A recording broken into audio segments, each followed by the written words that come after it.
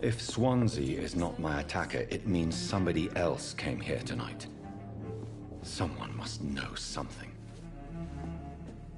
Damn it. Evening, sir. Can I help you? I have a few questions for you. Well, if you must. I spoke to Dr. Swansea. He's not the man I'm looking for. Now, I want the truth. The truth? What do you mean? I suspect that someone else was here tonight, and I don't think Tom wants to tell me about it. I'm just the barmaid here, okay? If Tom says you're the only visitor we had, then you're the only visitor we had. I can feel your fear, madam. Please, tell me what's going on. It's Will. William Bishop. He came in here earlier tonight and he... Well, I thought he was going to clock someone. Why are you so afraid? I mean, his skin. His hands. I scrubbed every glass and every chair that he touched. God, I hope it's not contagious.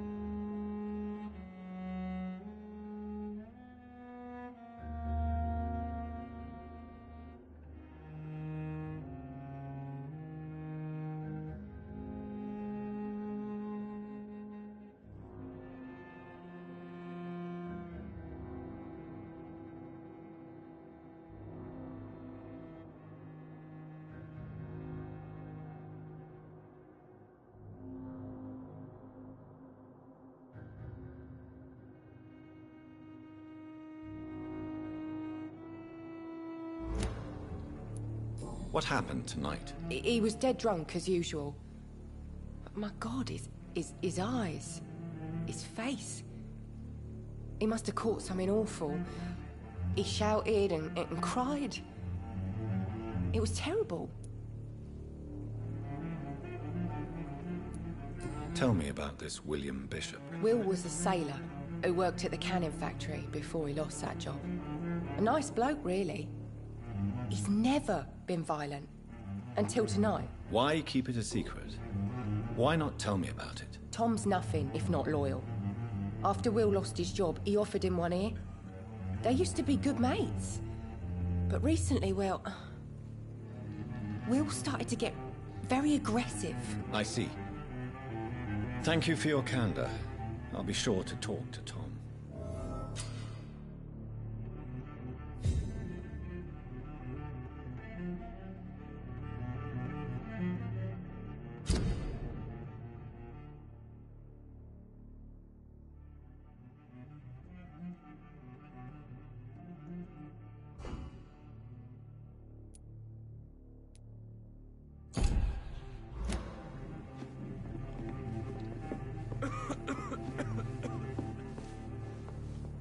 Welcome back. Did you find what you were after? I can't say I have. Are you sure no one else came into your bar before I arrived? Hey, I told you, you were the only other stranger I've had. Tom, talk to me about the visit from your old friend, William. Yes, Will came by tonight, but he's not my friend anymore. Why lie to me if he is not your friend? I didn't lie. I said you were my only unannounced customer, and that's the truth.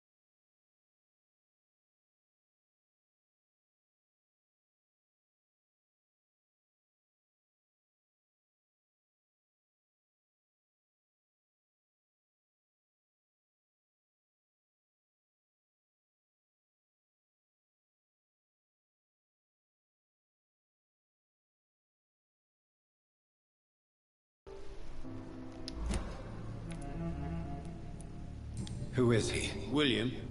Just an old sailor who loves his gin too much. He worked for years at the cannon factory before it closed.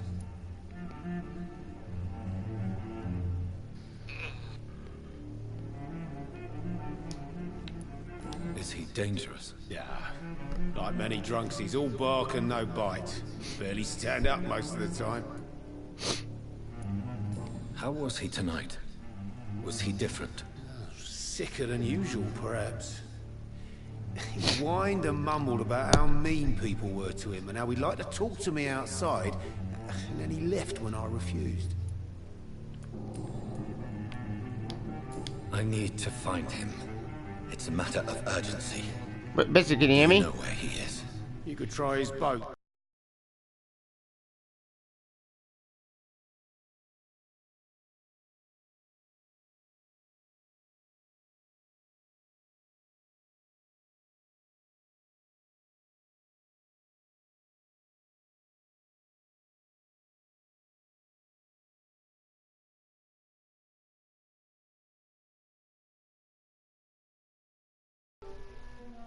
It's up by the North Pier. Oh, He yeah, sleeps that's there good when he's news. too drunk to get home. Please describe him to me. What'd you expect? He's a tall, sick bastard with a bad rash and torn Hang on. up clothes. William used to be strong. Now he's a mess. Thank you, Tom. If you see him, tell him I don't want him back here unless he cleans up his act, okay?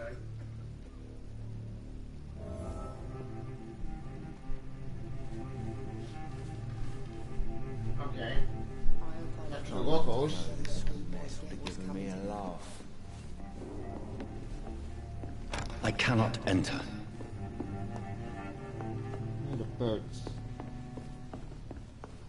I think I'm losing my mind. I should just run as far away from this place as I can. And I can't jump. Wait.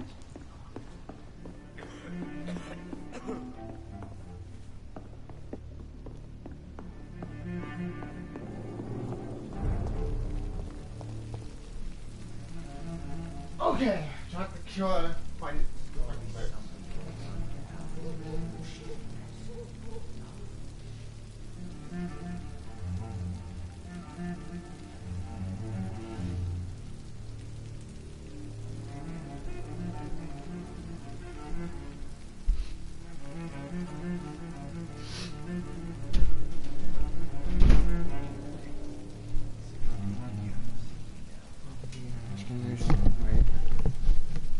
Mac. I will get to the bottom of this intrigue. What's been done to me? To this city?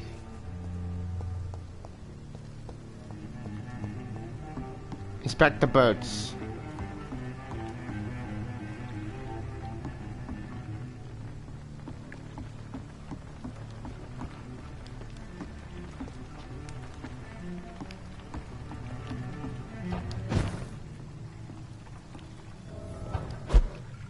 Follow the blood trail from the pier. The body is still warm. This man has just been drained of blood. Same in the This outfit. man was armed. He tried to defend himself.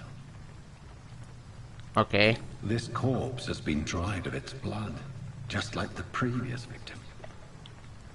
Interesting. What's this? Some sort of note. What is? October 30th from G. McCollum. Object. Multiple dead doctors and we believe Nazi reasons are okay to be purged quickly. Warning. According to recent report, this vampire is very violent. Approach with extreme caution. I know we recommend in this part, but don't send rookies to investigate the case. If I'm correct, we got forensic one killing each night. And always search the manipulated first, like old houses, basement, sewer, to where destroy the leech brothers. Okay. Question. Who are these people? Why are they hunting vampires? Are they very vampire hunters?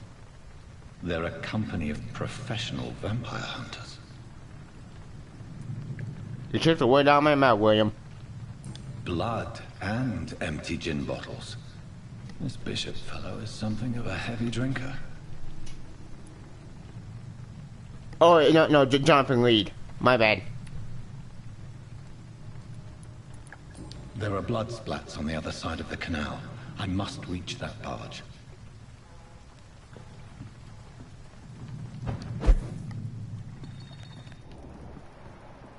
Oh, that is cool.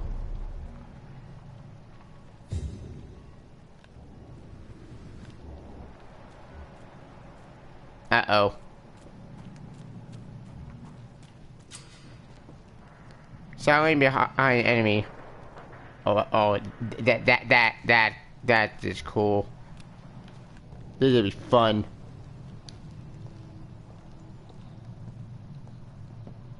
Hey, asshole.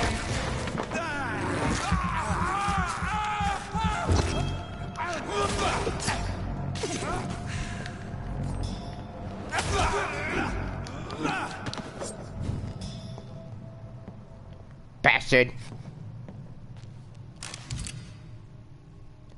Ooh. Ammunition crate. Good. I may need a lot of bullets. I feel like I'm back on the front line again.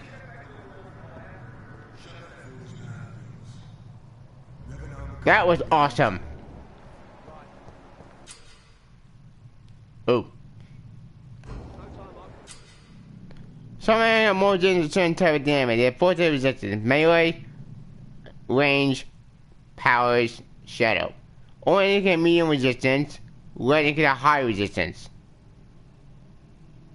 Okay. Okay, so this guy actually is resistance to melee and range. So 3 weeks to the day. All the more reason to shut it, Mr. Goody. man says a bloodsucker's dug in here, you've got one job, and that's to find it. And find it fast. That's fair enough, Tom. I'm cold.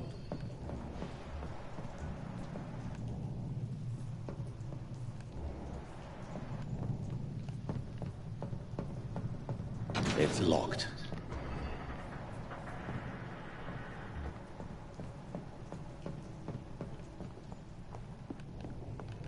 Shit. It's not the place for you, sir.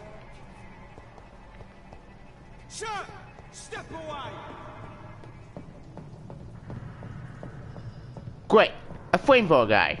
Oh, that's just effing perfect.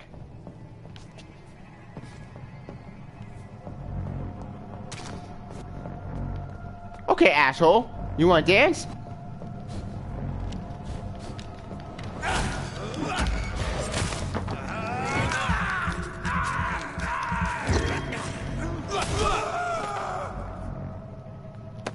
Asshole.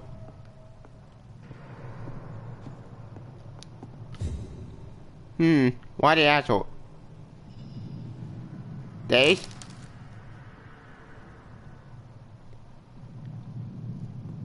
You're gonna try to kill me. Days? Huh. I didn't know that. Oops.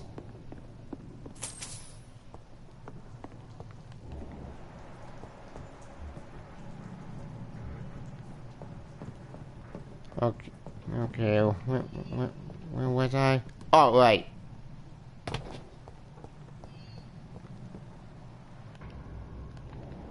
Ultra blood. What is this game? Just answer them. That's why I went to myself.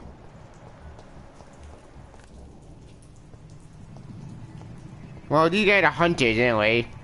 And they'll try to kill me. Steady, boys. We've got one of them. I just... What's this?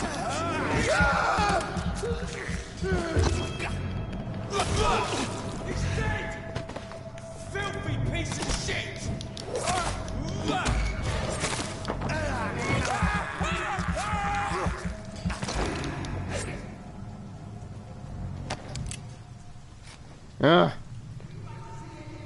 My man's on, you kill him when you make the same. Yeah, that is true. You're right about that. And both designed to be more precise. Wolf 1 and 2.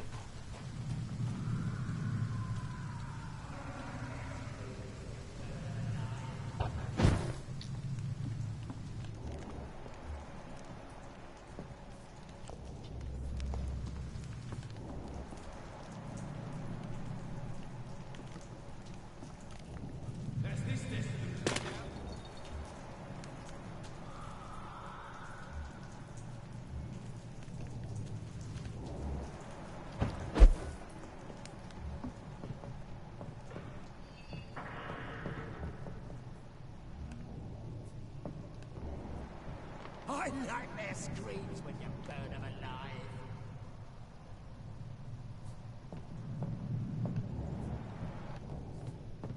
Assholes.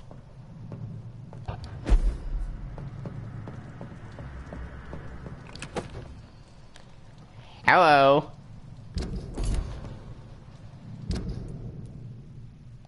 Ooh.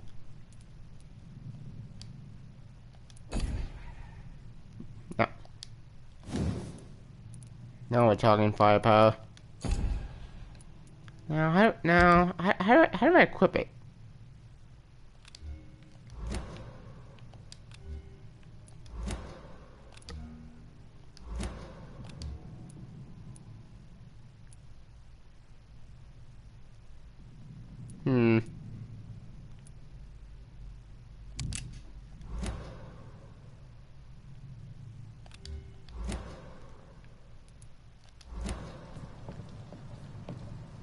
We won't see any of these bastards back here again. Damn it. Can't do range.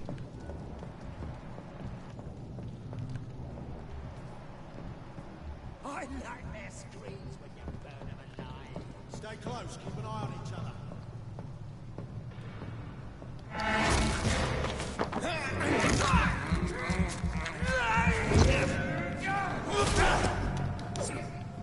Nice. Well, that takes care of that.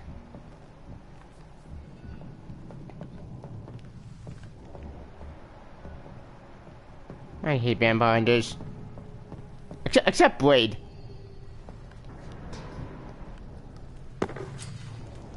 Lots of often locate any higher. You can it'll help you locate them more easily.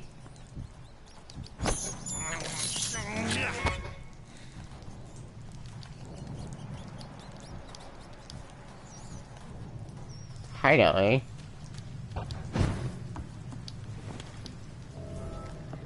Alright. Oh.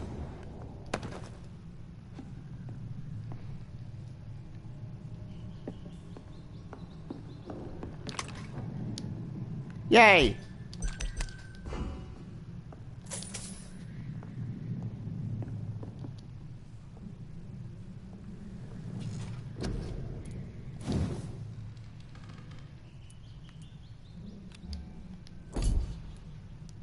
Claws. Close range strike will cut through all living creatures in front of you.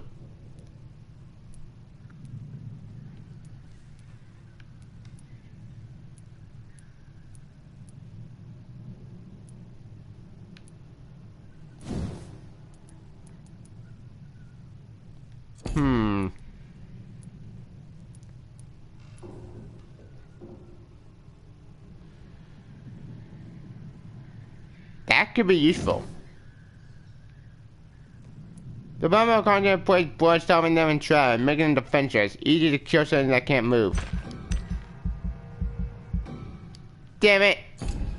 I still want that power. That power looks so cool.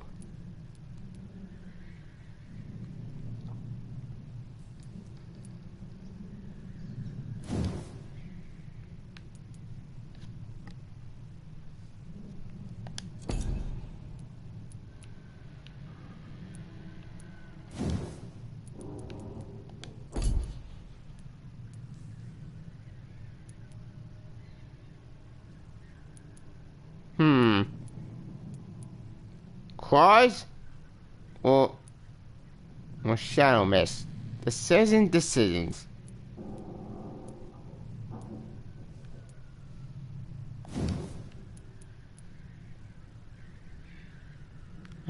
Actually, life regeneration could be cool.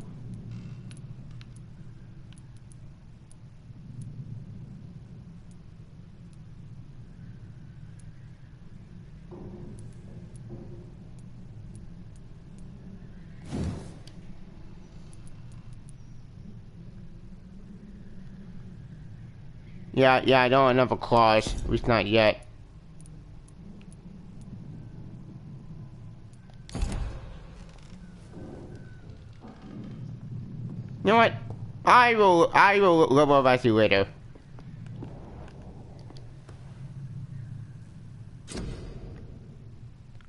Ooh, crafting. You have medical treatment to heal your symptoms and to put yourself.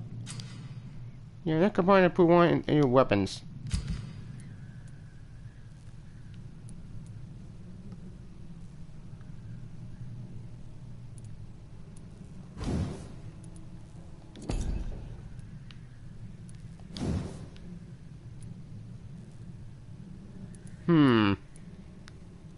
I couldn't increase my machete or increase my ammo.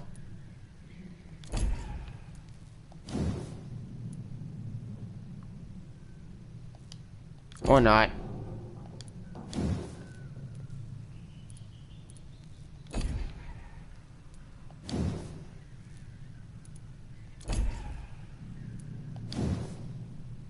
Yeah, machete. Work in progress.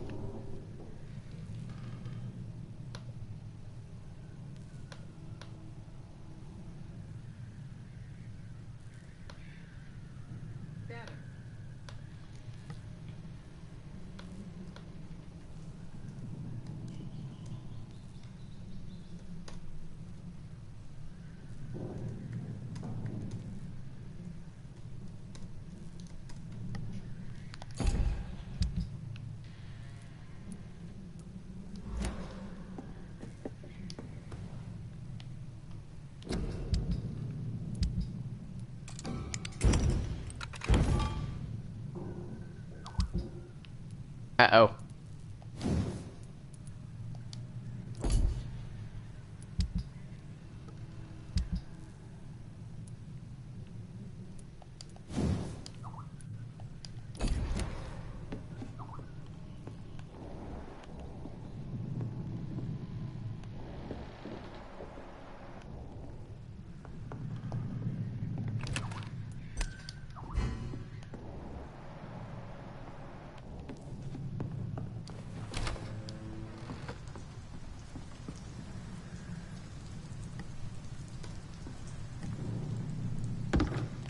Okay. Time to go back on the hunt.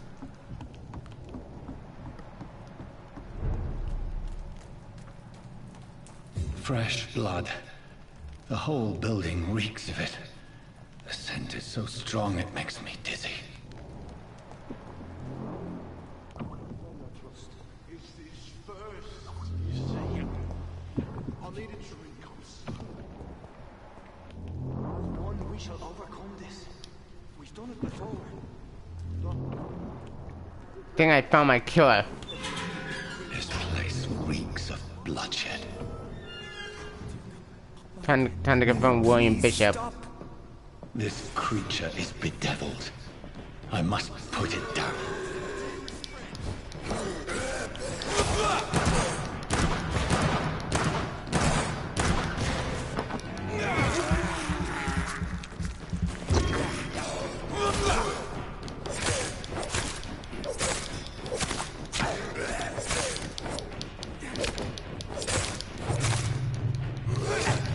Ow.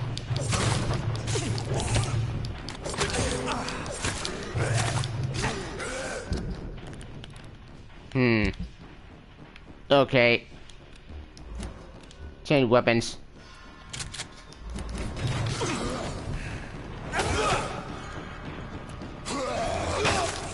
Damn it! Asshole. It's shotgun.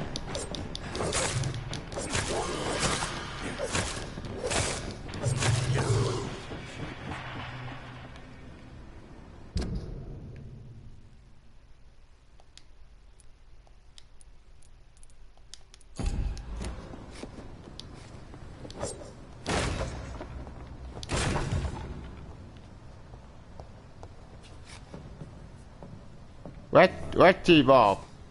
Stop.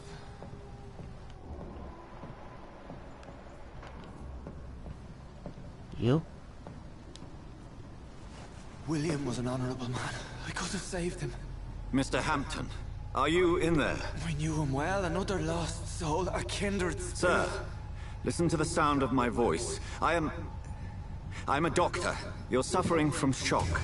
I must Uh-oh. return to my flock. They'll stray without me.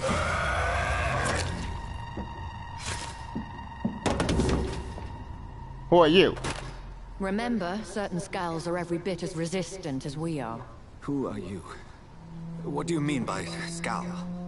You truly are a newborn. I should have realized. Wait. You are the woman from the bar. Are you like me? Can you help me? I believe, sir, I already have. She's a vampire too. That is pretty cool.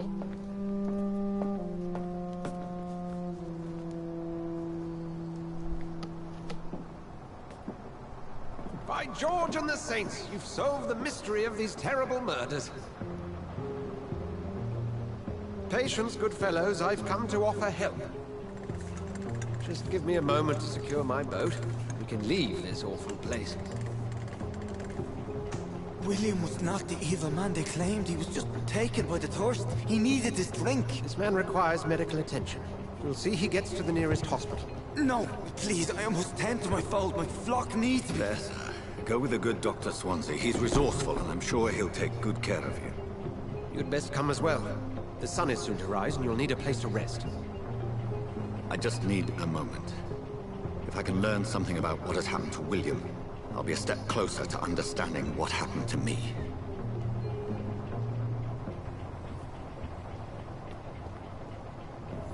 Eternal first. This poor creature can't be my maker. Could it be some Subspecies of vampire. I must find a place to analyze the blood. Subspecies?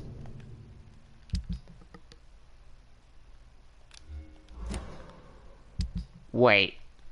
Wait. Okay. In vampire lore, question. Basically, are there any subspecies in vampire mythology? Because I don't know vampire mythology or some other sources.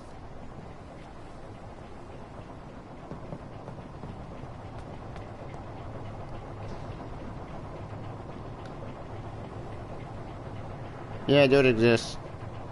Huh. Interesting.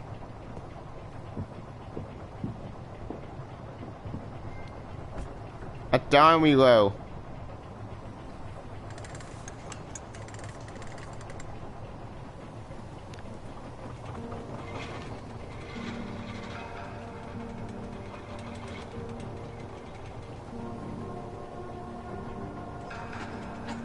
Huh. Oh! Basically, last night I beat Omen's site. We're on our way to the Pembroke Hospital. It's just across the canal. They'll have a bed for poor Mr. Hampton. William was...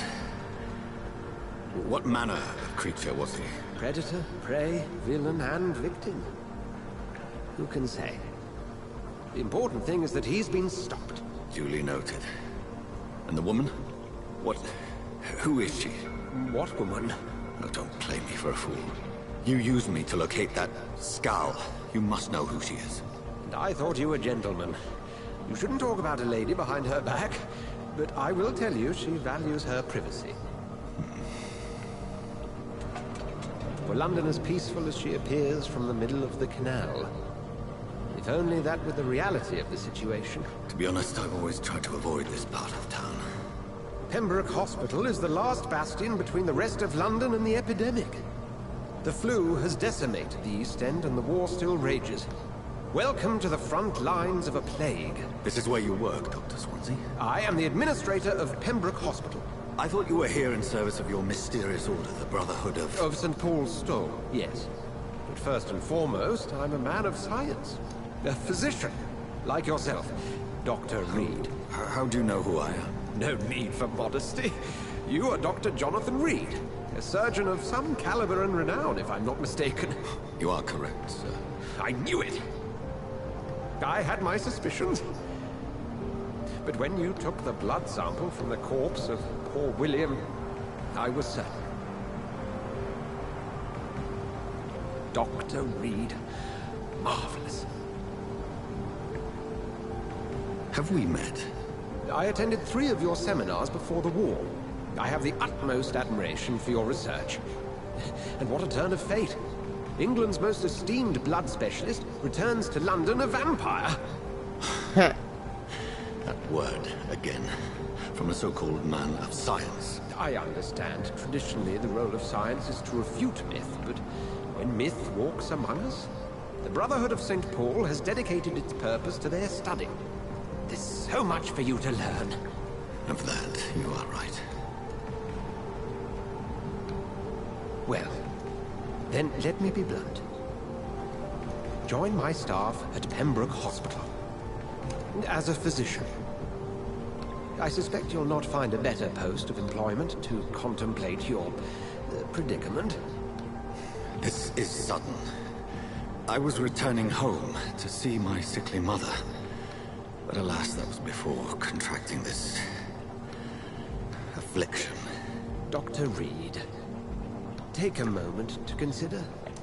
The post would be for the night shift, providing a good explanation for your absence during daylight hours. You'll be adequately reimbursed, and have a place to hide. I even had the forethought to bring some clean clothes.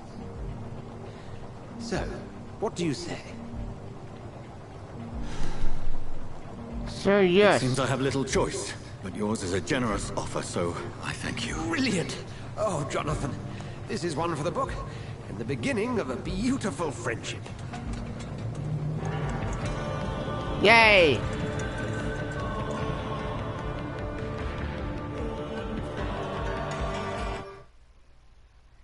Yay! Finally, I had to get my outfit finally. the game isn't really short. Almost not really short. It's more a murder investigation mystery. But I did be a part 6. I think there must be an ending, I'm not sure. I tried to check last night, but I just couldn't do it. Dr. Swansea, thank goodness. I was beginning to be concerned. Worry no more, Nurse Crane, for I bring good news. Oh, Doctor, what a night. We lost 2 more patients. Nurse Scow said she couldn't take it anymore and resigned. Yes, well, I'll make a new rota in the morning. In the meantime, find a good bed for Mr. Hampton. Be sure to pay attention to his needs. Of course, Doctor. Oh, and Dorothy? Yes, Doctor? Dr. Reed here has just returned from the front. He served King and Country and will be joining us here at Pembroke. We're very lucky to have gained a surgeon of his talent, and one so experienced in blood transfusions. That is good news indeed, Doctor. Oh, yes.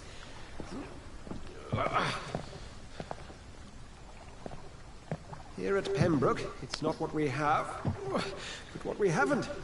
It's only thanks to Nurse Crane and the staff that our ship doesn't sink. If you have any questions, just ask her. Duly noted. Thank you. Your assistance is required, Dr. Swansea, immediately. Welcome aboard, Jonathan. We'll catch up after my rounds. Coming, Nurse Crane. I'm coming.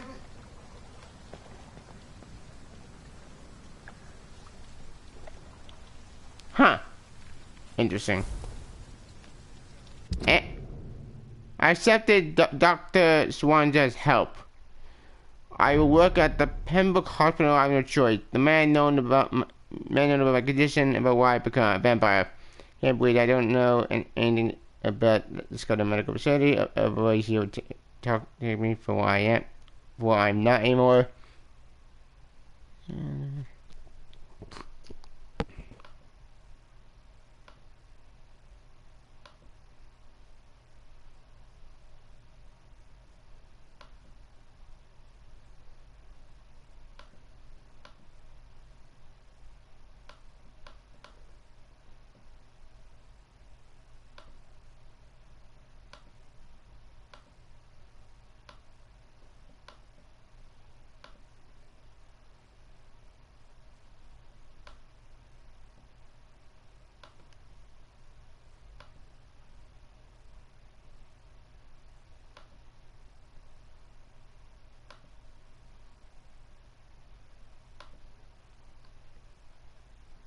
You Sebastian continue. Well, indeed. Yeah, basically, I put the link at the to my Omen set review if you want to check that one out.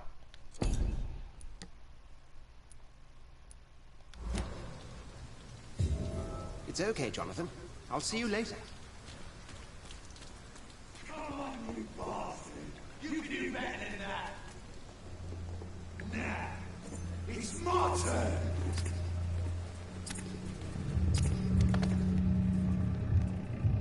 Rotten or pristine, each heart contains the seed of life. Drink at this river, try it all.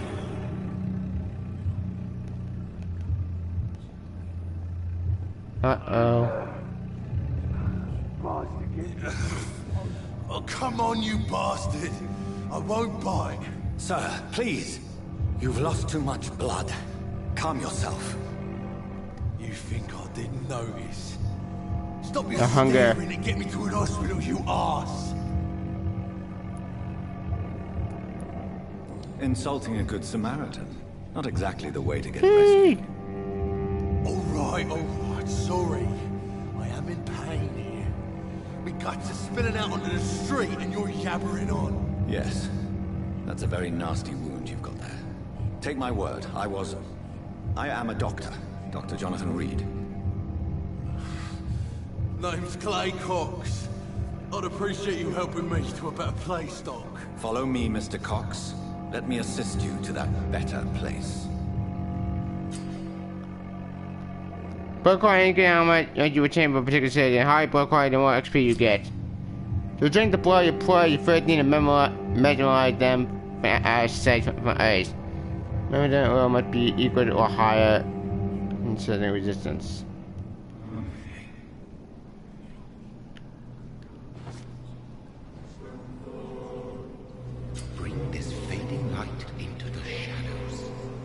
with him the dance of life and death. Follow the red trail to your prey in the shadows. What red trail?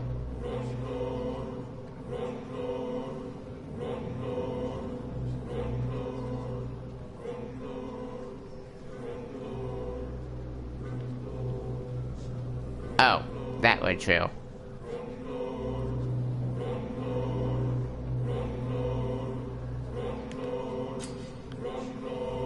What attention? What attention boys Craig Cock or the wisdom? When can I matter actually move, but beware that there will be consequences. Learn more by seeing the collecting and or increase experience gathered. If I poison then he'll die. But I need XP. But I don't want to kill him. Ah, fuck. Boys. No more. Not tonight. Not like this. I will not take another life.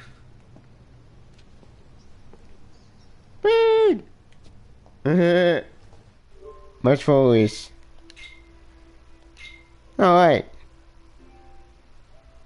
Well, Craig, we're doing it for me with them. Yep.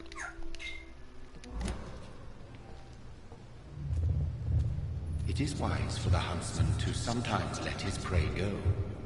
But no famished hunter can run for long.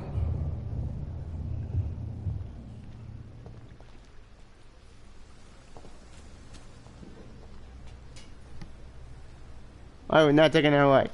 Whoa. Yep. Take the hunted life. Yep. It's locked, all right. Well, to be fair, Hunter was trying to kill me. So I got self-defense.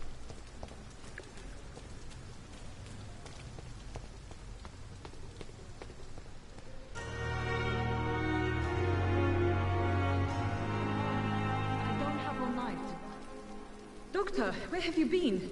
I've little time to play hide and seek with new staff members, no matter how illustrious they may be. I found a wounded man by the docks. He answers to the name of Clay Cox. He requires urgent medical attention. Already making the rounds? That's the Pembroke spirit. I'll ask our porter, Milton, to bring him back immediately. Thank you, nurse. What can I do for you? Dr. Swansea insisted we provide you a quiet office. You'll find it on the second floor with your name on the door.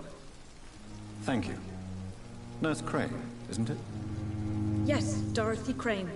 Welcome to Pembroke Hospital, Dr. Reed. Your office has been prepared. I would like to ask a few questions first. You will come to my area with 100. That is true. But to be fair, I would have had a vampire and I was particularly shot at, burned alive, and pretty well beaten over to death. If you could point me in the direction of my room again, nurse. Second floor of the hospital, left after the stairs. It's the last vacant office at the end of the corridor. And Mr. Hampton, the patient we brought in, how does he fare? I gave him a sedative to help him sleep. Poor thing was in quite a state of shock. What kind of man is Dr. Swansea? Well, you accepted the job from him. I thought you would have known about your employer. I only just met him.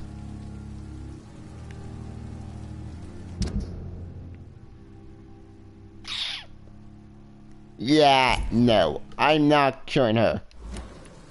I need her alive. Apologies, I've only just met him the once. This is sudden. I've only just returned to England. Dr. Swansea is a brilliant surgeon and the most compassionate physician. Okay. It's right to assume Dr. Swansea knows far more about me than I do about him. You'll get to know him soon enough, and better than me. The administrator has better things to do than mix with us. Thank you, Nurse Crane.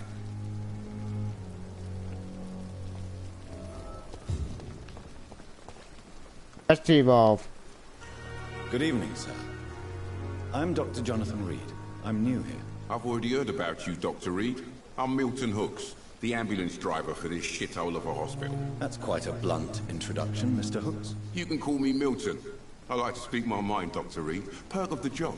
Don't judge me, and I won't judge you. I'm not sure I understand what you're talking about.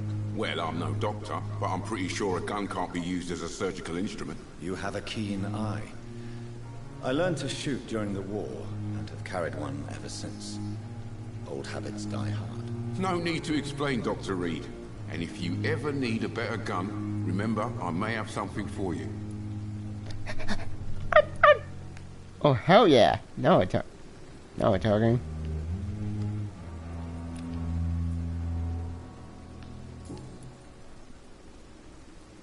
Do you need any medical help, Milton? I'm fine, Doc. Physically, at least. But I would give everything to be in a better place right now. How is the situation around here? You want to hear the situation is all right? It's fucking awful. We lack everything. And it's getting worse every day. Okay. Are you really smuggling weapons through the hospital? And why not? I've already been attacked by patients, you know. And by gang members willing to steal my money. But you're not defending yourself. You're selling guns to civilians. You keep people alive your own way, Doctor. I offer them another way to protect their health. Okay. So what do you do exactly in this hospital? Apart from smuggling guns, I mean. I've been an ambulance driver since... too long, I guess. I bring sick people here night and day. It's a dirty job, but I get it done. Most of the time. How does that... Since you're on the front line, how is the sanitary situation in this vicinity? It's a complete disaster. It's even getting dangerous to enter some streets or buildings. Even the locals attack you. It sounds like things have been a bit rough recently. What's happened? Yesterday I got attacked by the patient I was bringing in. I escaped through the hospital's garden, but I lost my wallet when I was running. You left an infected patient outside the hospital? That's incredibly dangerous. Go there yourself if you want, but be careful, Doctor. I'd rather not bring your dead body back. Well, I died once.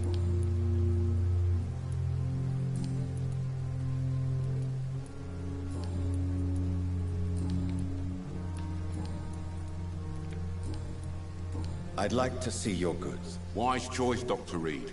A reliable gun is what everybody needs these days.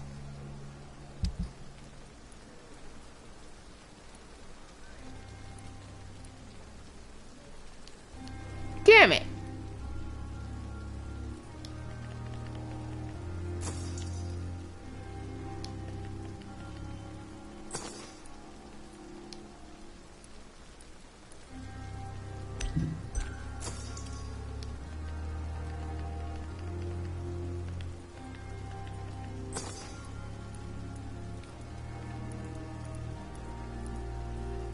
Ow.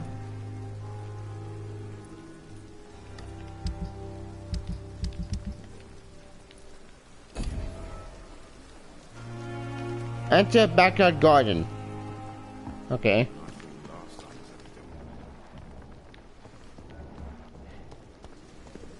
Dr. Swansea is right. Good evening, sir. So it is true. Ow. I want to hear what he said. I can't think of any better news during these terrible times. Do we know each other? Actually, yes. We met once before, at the Rockefeller University in New York. Dr. Tippett, yes, I remember. I was assisting Professor Carell in his research about coronary bypasses. He had nothing but praise for you. He was also very confident about your future. And look at you now. Eminent surgeon and blood transfusion specialist. What is the Pembroke Hospital situation? And please, speak freely. This hospital is not exactly the best of London. I'm sure you are used to working in a better environment. People are more important. It's more than enough. In any case, the personnel of a hospital are much more important to me than the building. Don't be misled by appearances, Dr. Reed. This hospital does not lack talented people. It just lacks hope. Hope. What can you tell me about the staff in the hospital? Some are really good, and others are not so good. But during this troubled period, there is no time for slander. I prefer to focus on the positive character traits. Okay. Tell me more about cherished people, then. Nurse Brannigan is a pearl. She is the most helpful and dedicated nurse I've ever worked with. A clever and cheerful woman. You really seem to admire her skills. I'll go even further. If she was a man, she would be a damn fine practitioner. Well, with management. Any opinion about the management? I don't always agree with Dr. Swansea's reserve, but I must admit he does all he can to keep this facility running during this crisis. Ah yes, the burden of command. I was fed up with this concept while serving as a medical officer. Don't get me wrong. Swansea's a good administrator. I just wish he would get out of his office down again. Okay.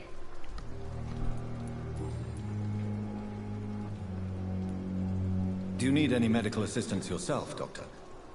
Come on, don't be ridiculous, dear colleague.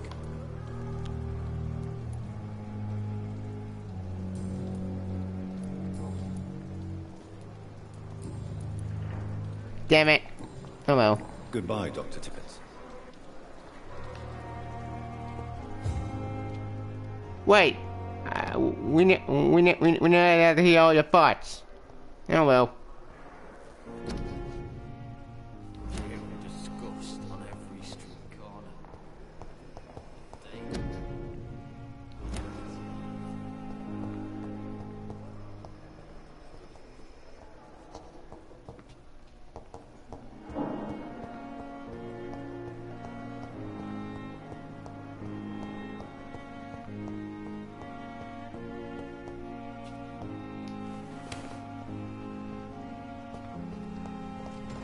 I cannot enter.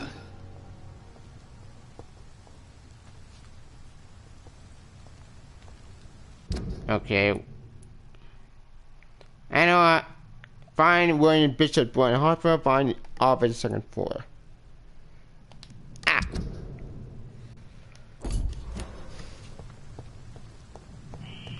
Scowl voices in the garden. I should investigate. If they were to find somebody. Uh-oh.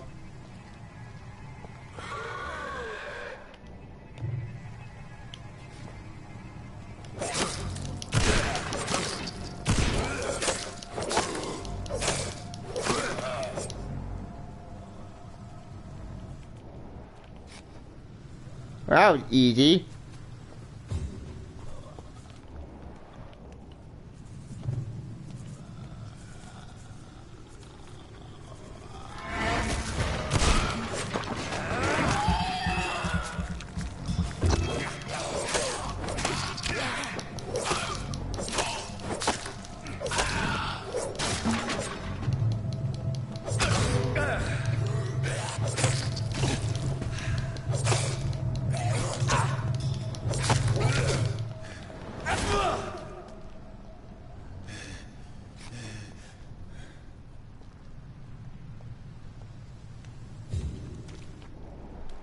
Or not.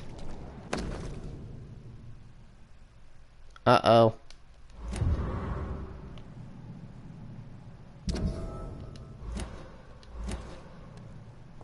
Bring that water, Donna.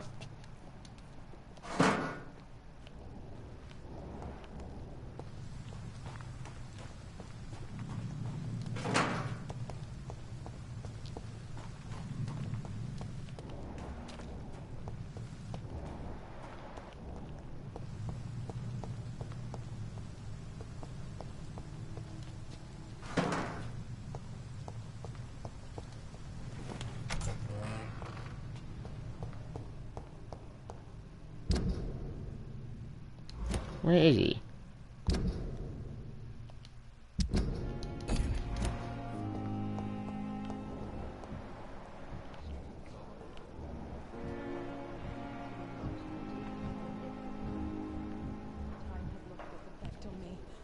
But the suffering continues.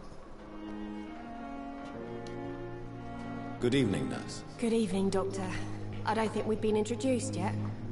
My name is Pippa Hawkins. And I'm Dr. Jonathan Reed. Dr. Swansea has recently offered me a position in this hospital. Well, it's a euphemism that your help will be appreciated, Doctor.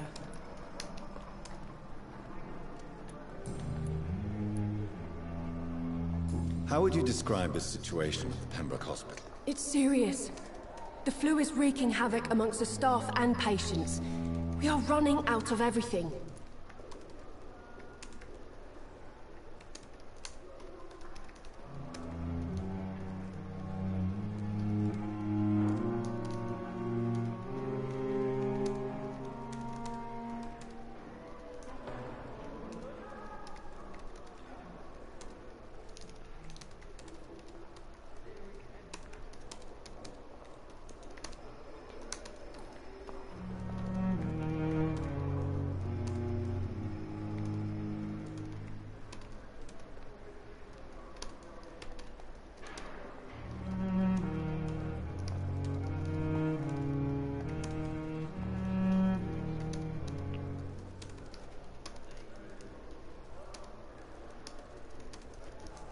Oh, shit. Nurse Hawkins, the Spanish flu won't last forever. Even the Black Plague didn't kill everyone. I wish I could believe you. But what if this epidemic was worse? What if in the end, nobody was spared? Get good, nurse. You must get a hold of yourself, nurse. Sorry, I'm exhausted. No one has any idea when this epidemic will be over.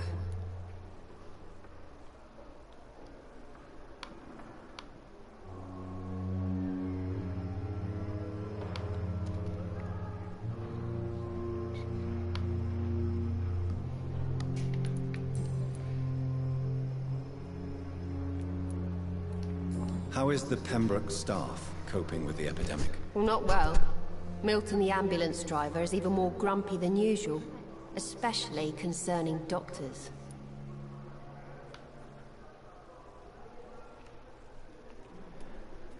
Why does Milton dislike doctors? I don't know. Just ask him. But be warned, Milton is not the chatty type. Why is Milton grumpy on a daily basis? Is it just an act? Milton's not the kind of man who's bothered about a bad reputation, whether he deserved it or not.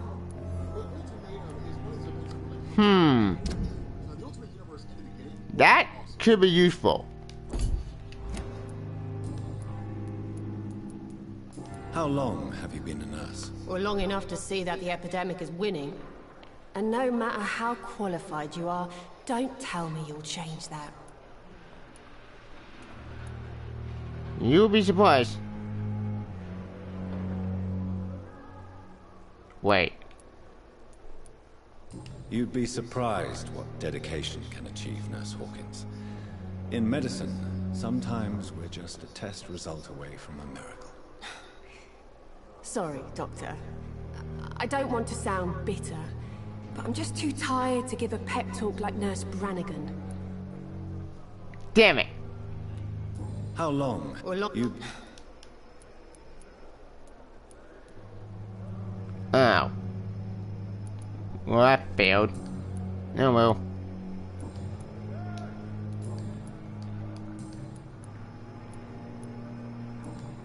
Goodbye, Nurse Hawkins.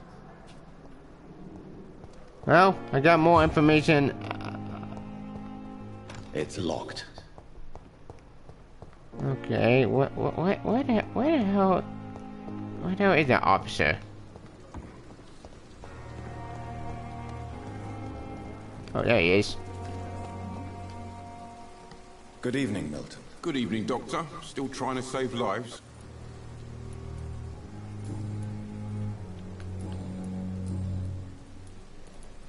Why do you have such a mediocre reputation among your colleagues, Milton?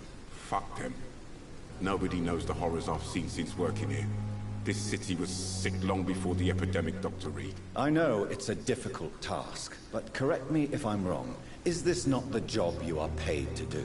I've seen babies left to die while their brothers were properly fed.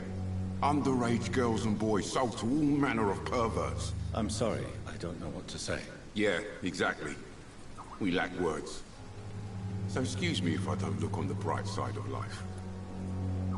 I get that makes sense.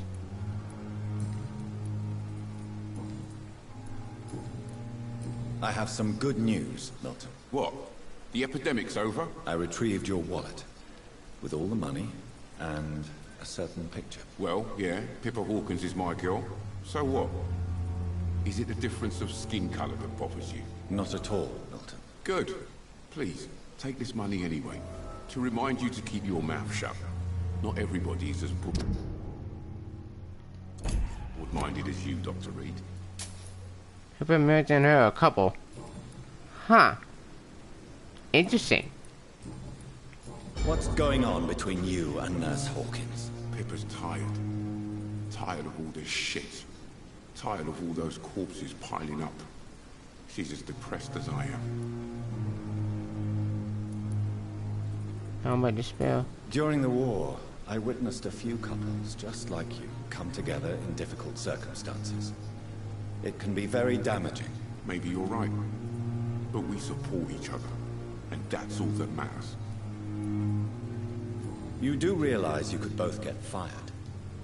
Hospital staff are not meant to have intimate relationships with one another. Why? Dr. Reed, do you know how many rules are broken in this hospital every day just to keep it running? There's nothing wrong with what we're doing. I agree. Screw the rules. I'd like to see... Wise choice, Dr. Reed.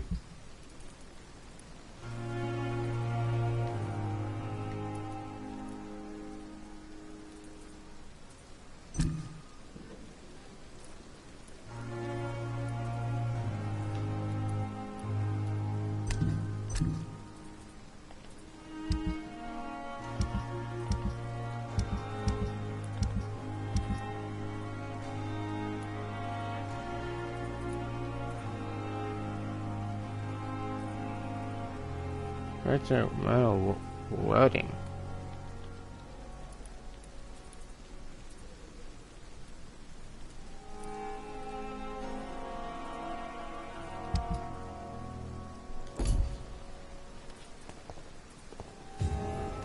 Bet again succeed. Perhaps I should have considered the offer from that captain.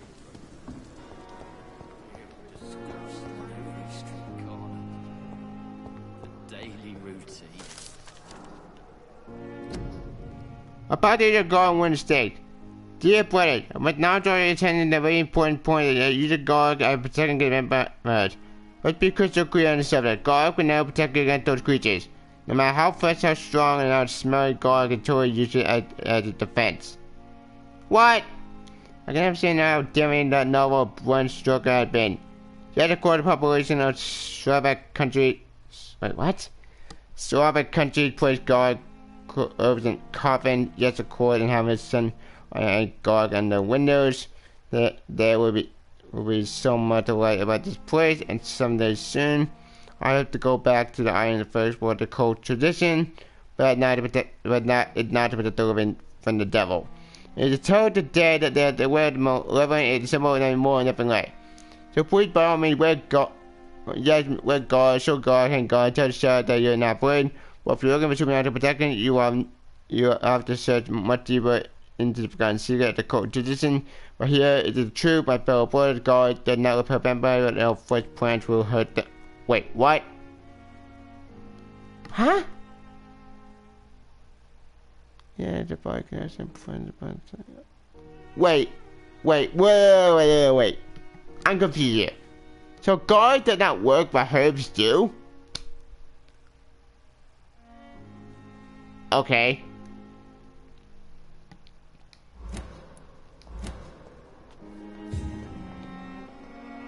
So again, God is usually against vampires.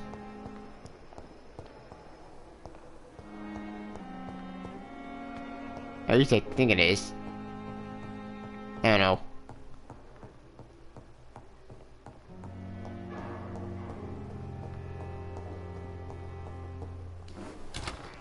This must be the place. It's definitely away from prying eyes. Relegated to the shadows. A kingdom of my own. At least I won't be sleeping in a coffin. Whoa. I get it. Ooh. The ancient sword with a Latin blade, engraved on the blade, has been forged and wear during the 6th century and belonged to Paulus Aurelius, founder of the Brotherhood of St. Paul's Store. Legend said that he had this blade forged before he chose the path of exile, left England with the people. With his people. Dragon Bane has been passed to each new climate of the Brotherhood and may have been used in secret ceremonies. Player would stand up past wars to be hostile creature. The sacred sword supported large and schism between the Brotherhood and the god of Oblivion in the middle of the 19th century. He became me with the true wizard. Yes?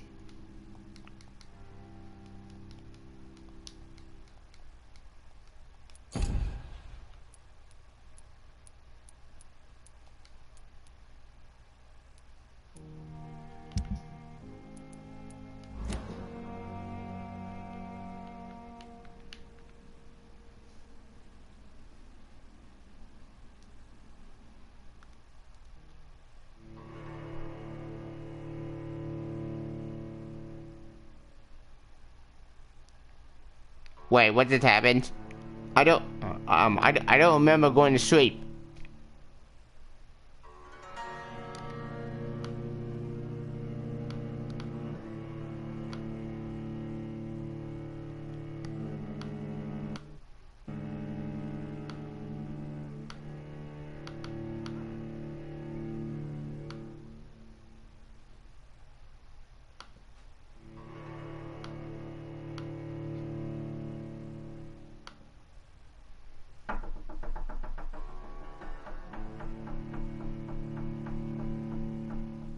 This is boring! Can I just go to the faster?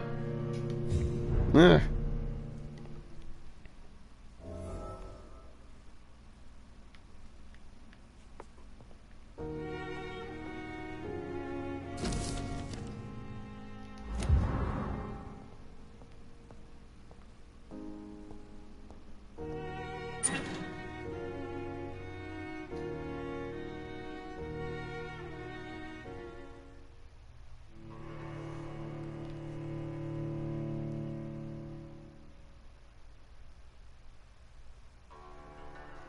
These wolves are killing me. So, Biscuit,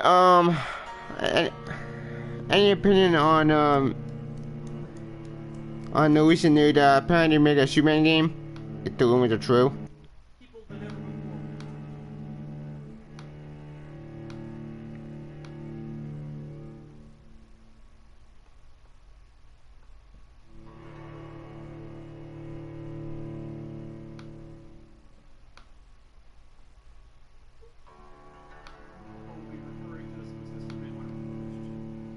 Morbid curiosity for a lot of fans, I guess.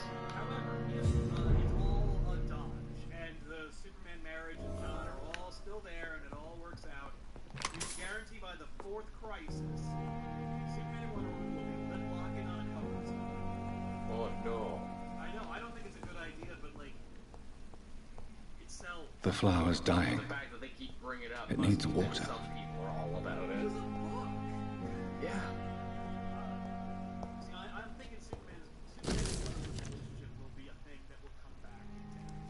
Arc of Ekons. I always wanted to see them together, and I love that they were there, and then they threw it away for this dumb, boring marriage. With the opportunity, I want to privilege to put a vampire to observe them with tuned physical and psychological traits. Oh. Oh, gotcha. Sorry, my bad. It's the opportunity and opportunity to put the vampire to observe the more intriguing physical and psychological traits with scientific rational eye. Here are the most fascinating abilities I perceived over the last 10 years. Any female or Ekon they prefer to call themselves. Ekon? That's a weird name for a vampire. Huh. Shoot at the speed. A vampire can act and move like a mortal in in all his actions, but the trained eye would spot that the keen his senses and can react quicker than any mortal. A few can alarm surprise necessary to flee. I've seen a member move so quickly if he abandons to reappear somewhere else. The human eye cannot follow the movement when they act so quickly, but it's not teleport or dematerialization. Is it only supernatural speed? For me, it's a cat-like attribute, which are on the run, dive, jump longer and faster than us. Also note that some speeds seem exhausting that they are bound to particular limitations. Measure Miriam. That's a hard word to pronounce. Wait.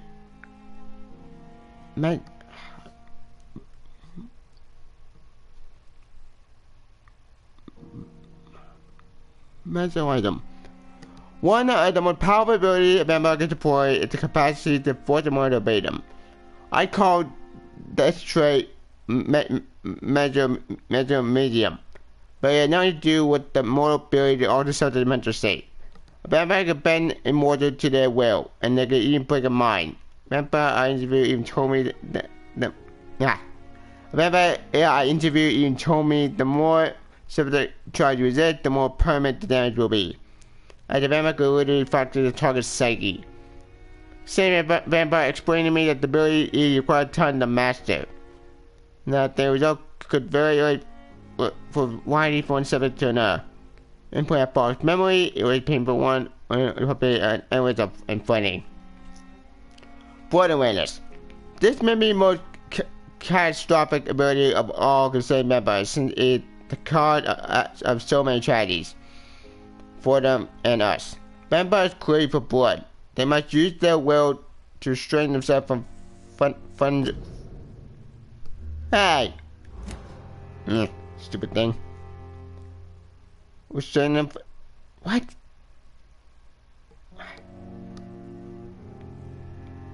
Vampires crave for blood. They must use their will to restrain themselves from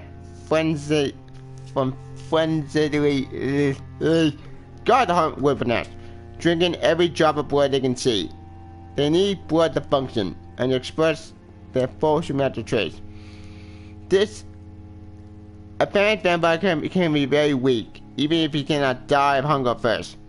This urge, this need for blood may explain why vampires are allowed by it.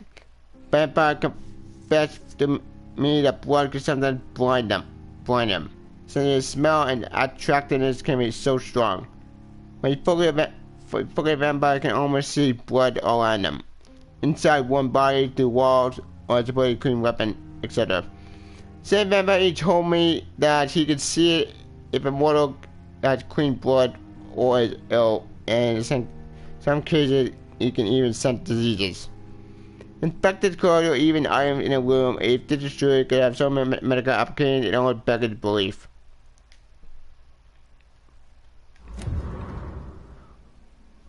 Oh, that do have to read.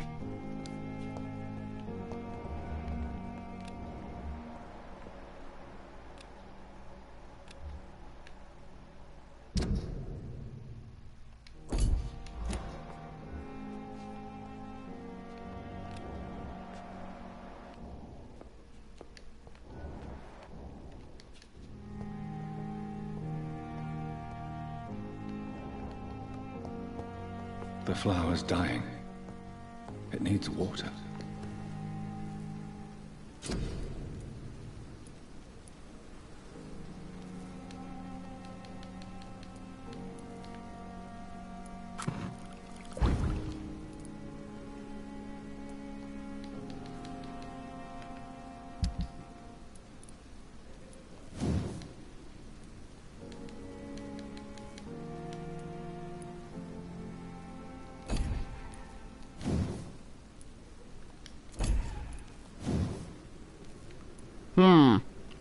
Vampire vs. zombies. Who wins?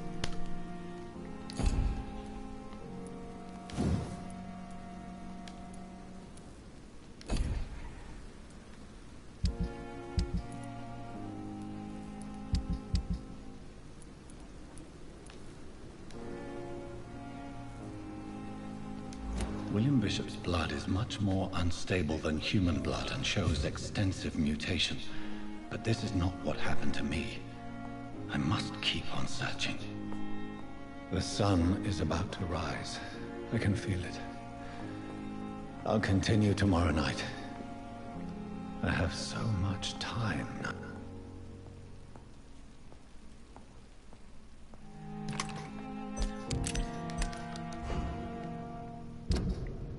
Why the diner being vampires can't go in the sun? That sucks. I want to go to Blade.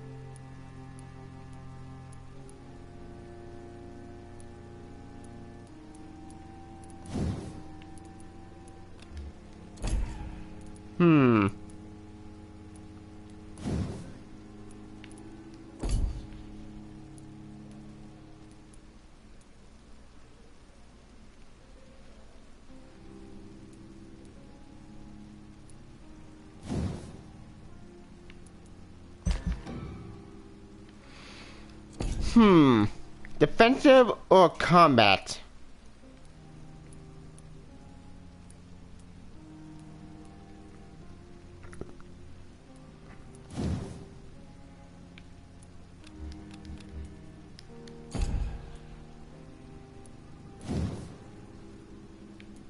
Yeah, I'll go with claws.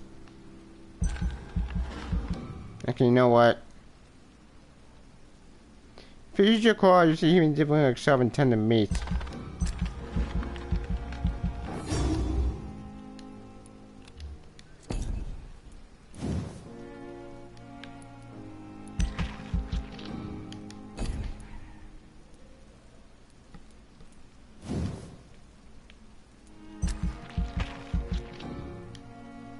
Damn it.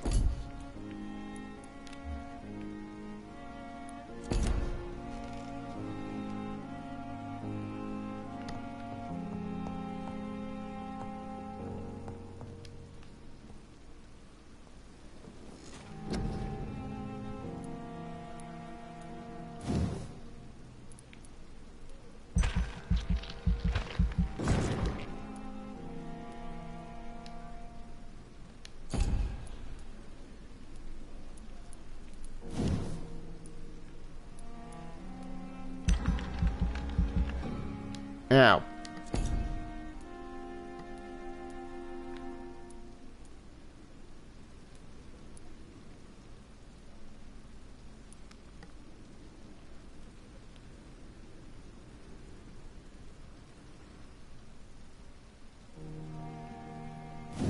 That could be useful.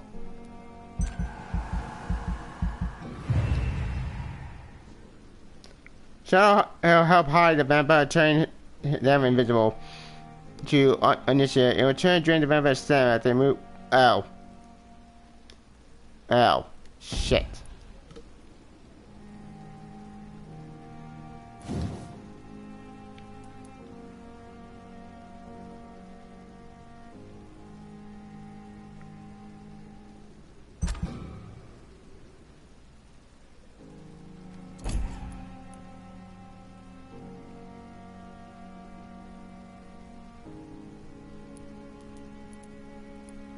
Damn it. Wait, Biscuit, what abilities did you go with?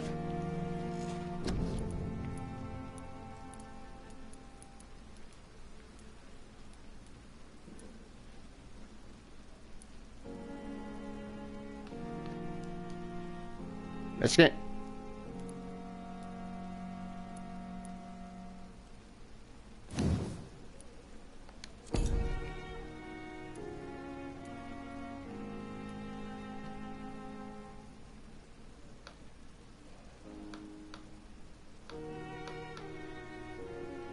Here's another one while we're on the subject of that.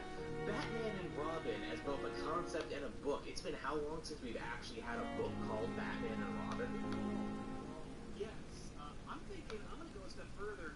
That book will be launched with the new book. It's been a while since we've had a new Robin. They've had a couple contenders, both Snyder and his student Tyne, were like, what about Harper Row? What about Duke? Everyone's like, no! Neither everyone of them. rejected. I was fine with both of them. I don't know if they were, if I wanted to see them in the Robin suit, which that would be the like conceit they made, where it's like, look, they'll be in the new Robin, but they're not gonna be Robin. Bloodshield and Bloodspear. Bloodshield, Claw, and Bloodspear. Huh. Interesting.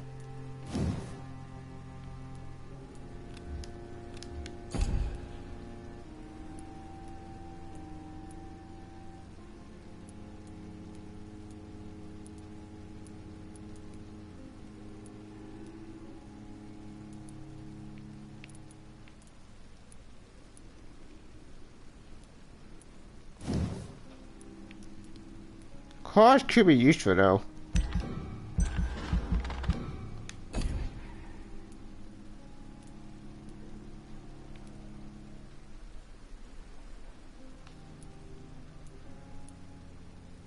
So far. Gotcha.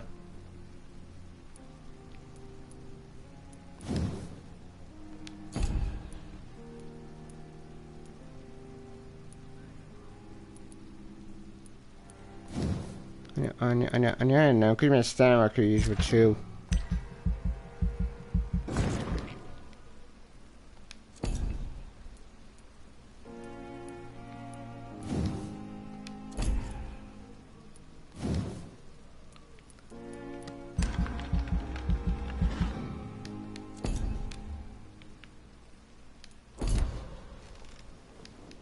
Oh, you know what? Fuck it. No, enough horsing land.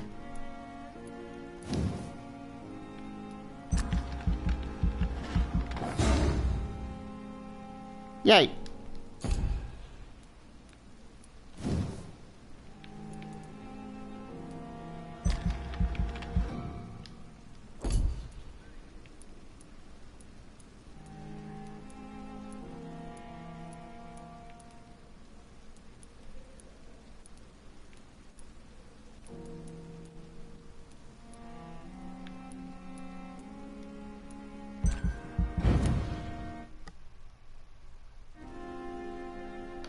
The following night.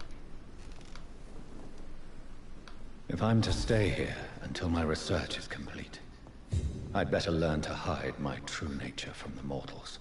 But what about my thirst for blood?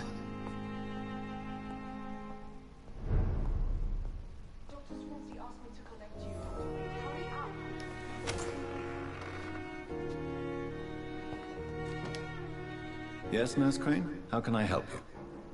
I'm so sorry. I know Dr. Swansea wanted you to rest, but we have somewhat of a crisis. A crisis, you say? Our supply of antiseptics is nearly depleted. I was hoping there was another box up here, but...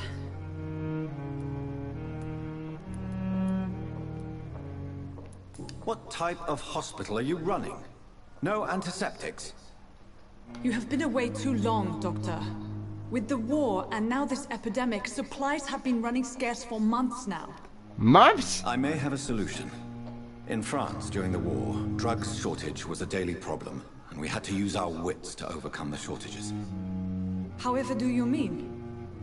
If combined correctly, Certain household chemical products can be used in a pinch instead. Now, where's the hospital storeroom? The storeroom? Fat chance. This is the Pembroke, and space is luxury we don't have. Everything used to be stored in the old morgue. Perhaps I should look there first. Where is this morgue? It's the large building behind the hospital.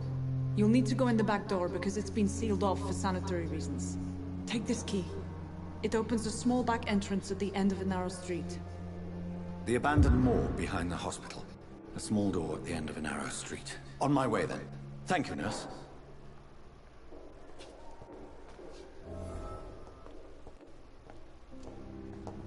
Thank you, nurse.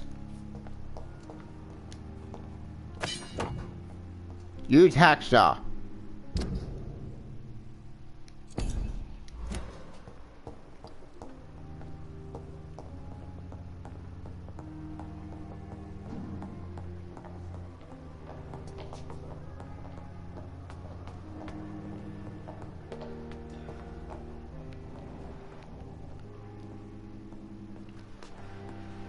Bye, Betsy. Apparently, I got the recently we're gonna get a new Saw movie. Yay! Huzzah! I cannot enter. What did I say? Why? What's the point? The Saw fans are already done and buried. It's where I die. There's nowhere else to go. Good evening, miss. I'm Dr. Reed, the new surgeon at the Pembroke Hospital. And who are you? Your name has no meaning to me, mortal. You're nothing but dust blown by the winds of eternity. I beg your pardon? What are you begging for, mortal? My clemency? Well, tonight maybe I'm inclined to mercy. You'll never forget the night you met Thelma Howcroft. You keep calling me mortal. Why is that? And if I'm mortal, what are you? Well, Dr. Reed, if you must know, I'm a vampire. Who are you really, Miss Howcroft? I mean, apart from being a vampire. Shit. Is that not enough for you, puny mortal? What do you require? Proof of my powers? I'm curious to know who you were before becoming a vampire. No, it was such a long time ago, I don't remember. Centuries of unholy life can have strange effects on one's minds, you see? Okay.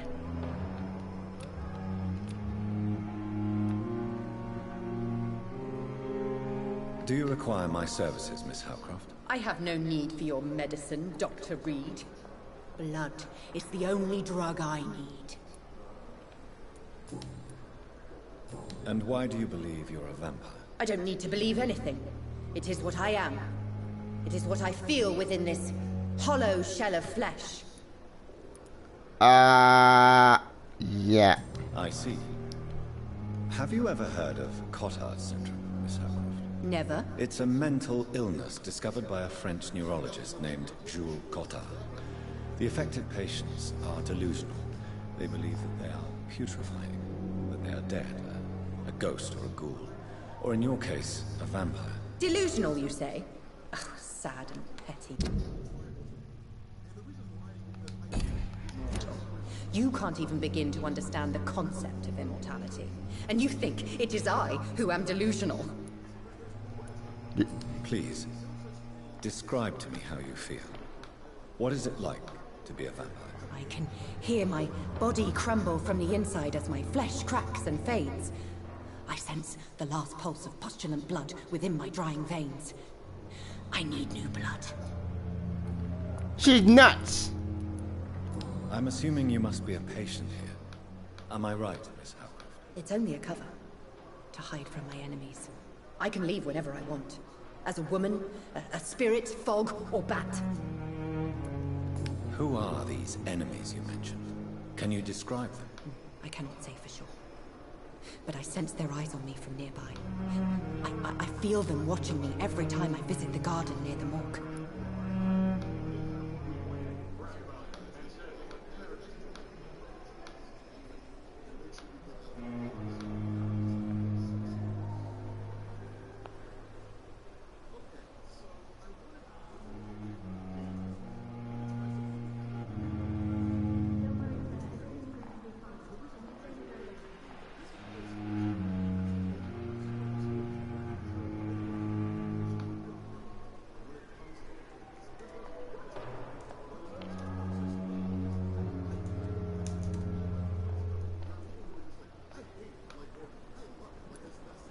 The staff here are not your enemy. They're here to help you, to care for you. I'm not speaking of the doctors in white. I'm speaking of the men and women who hunt me. For I am a vampire. I see. Don't worry. These people will not find you here. I'll personally make sure they leave you alone. Thank you, mortal. But do not interfere with them, for you are no match for those that hunt me. Idiot. Wrong target.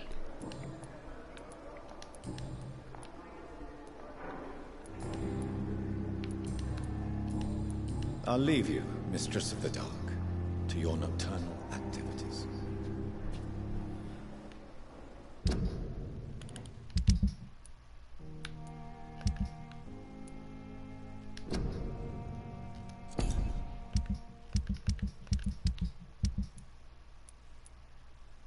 Fatigue.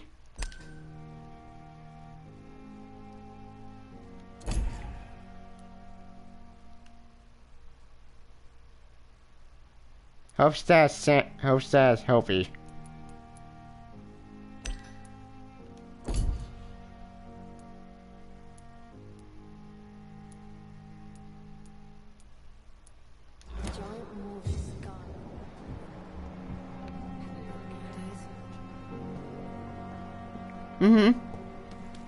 It's good so far.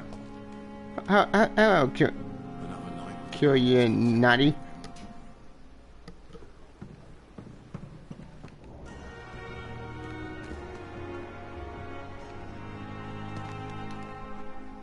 Good evening, Dr. Tibbets. Dr. Reed, any good news to share?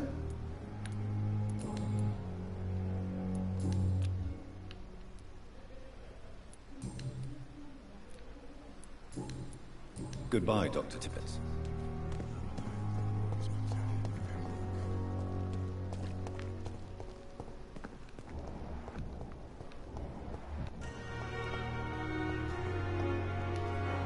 Yes, Doctor?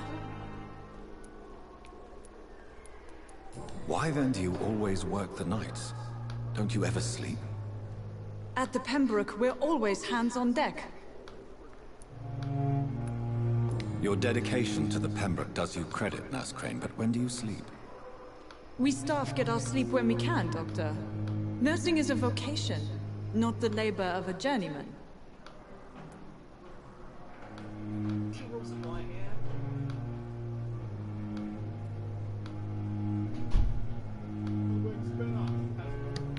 Lack of sleep and the medical profession always ends in disaster. I've witnessed many a colleague succumb to stimulants to fight exhaustion. Drugs were as deadly as bullets in the trenches. London's trenches start here at Pembroke Hospital. We are on the front line, make no mistake. Please, could you point me in the direction of the morgue again? It's the large boarded-up building behind the hospital. You can't miss it. The key I gave you will open the small back door to it.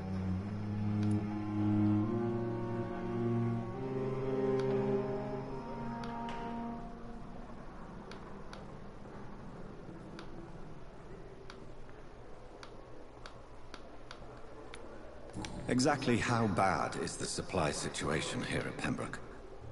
It really depends.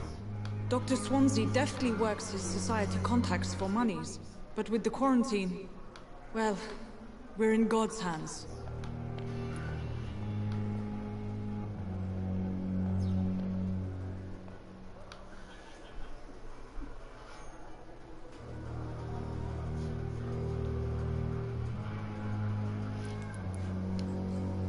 That's all for now, Nurse Crane. Thank you.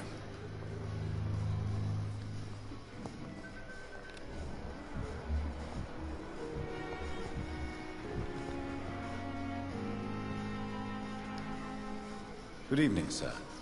Can I help you? Unless you're here to fix my face. No.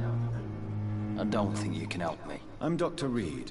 I've recently taken the position of head surgeon here. War injuries, am I right? You guessed right, Doctor. German shell took my pretty little mug right off. But they still call me Thomas Elwood. How close are you to Miss Horcroft? Are you aware that she thinks she is a vampire? To wait for her next nibble is the best reason to stay here. Every time she approaches my bed, she treats me like something tasty. A normal person. Aren't you afraid? She may hurt you if the game goes too far. She's quite harmless, I can assure you. Her head's broken inside is all. While I'm busted on the outside. But she's still beautiful.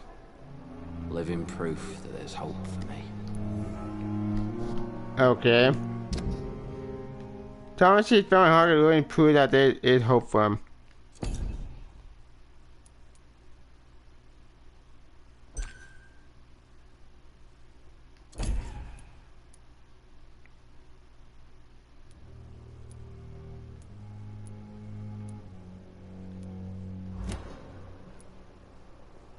So do you let her bite you?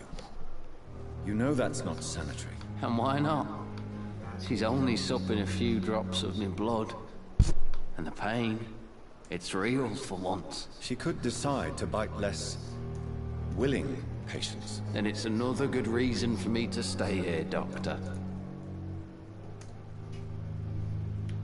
You do realize she's mentally disturbed. It's called the Cotter syndrome. She truly believes she's a vampire. In her madness, she never refers to my scars. And frankly, if I could, I'd join her world. It seems much more fun than the real one.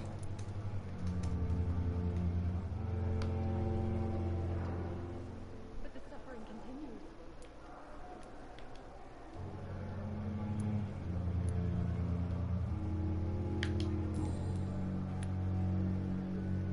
Where were you stationed, sir? Did you serve for long? I really don't want to talk about all this shit. No offense. I was pushing too much. I served in France myself. I just wanted to know what happened to you. You were an officer, weren't you? Then I doubt we fought the same war, sir. No offense.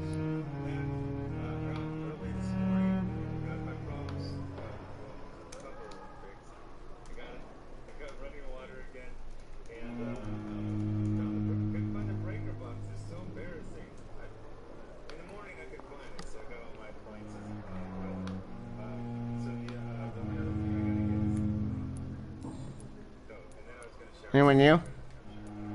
How is your stay with us, Mr. Elwood? Oh, it's bliss. I just escaped death in the trenches to be surrounded again by the moans of the dying. Can I ask you precisely why you're a patient here? It's the pain, sir. The drugs don't work. It just hurts under the scars, if you get my drift.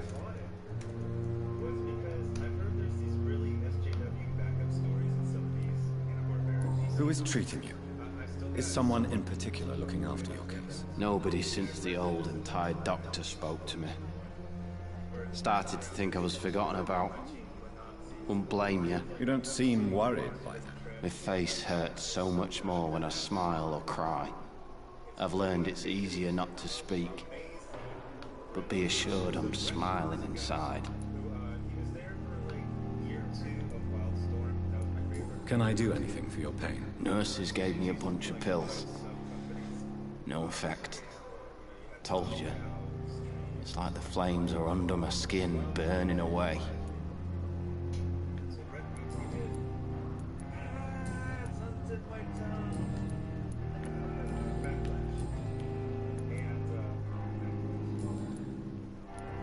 Goodbye for now, Mr. Elwood. It's locked.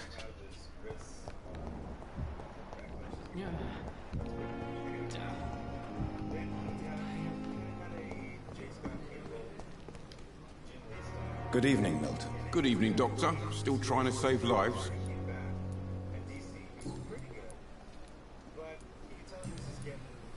Goodbye, Milton.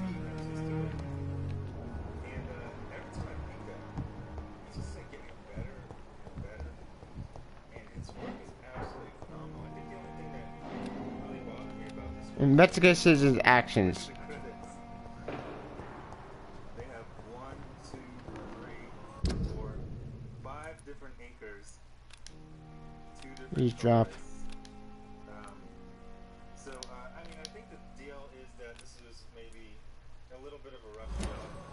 So, Thelma Howcroft said she was being watched by vampire hunters. Where are they hiding? I should investigate. I managed to arrange. I cannot enter. I hope that might help.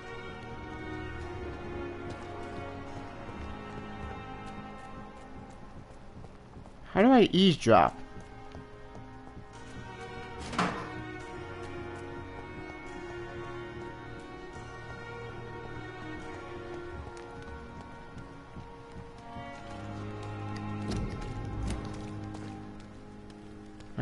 I don't want to break the door. I'm sorry you ended up. It's locked, all right. I understand you must be very angry about this unfair situation. I managed to arrange to have you buried in the same mass grave as your wife. I hope that might help.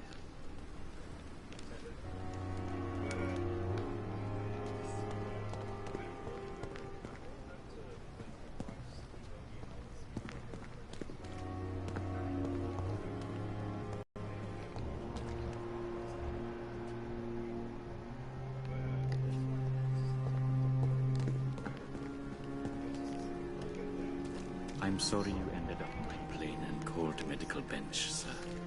I understand you must be very angry about this unfair situation. I managed to arrange to have you buried in the same mass grave as your wife. I hope that might help. Okay, that didn't give me any information. That gave me nothing. It's locked.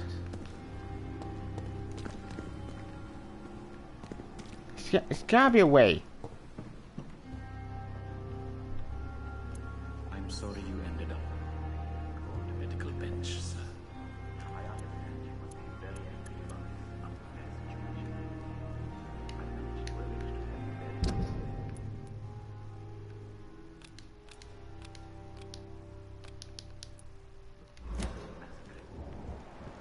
I hope that might help.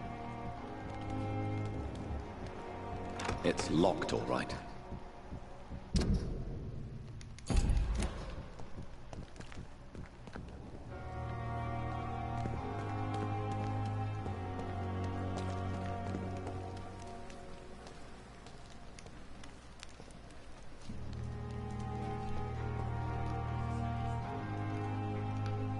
I'm sorry you ended up on my plain and cold medical bench, sir.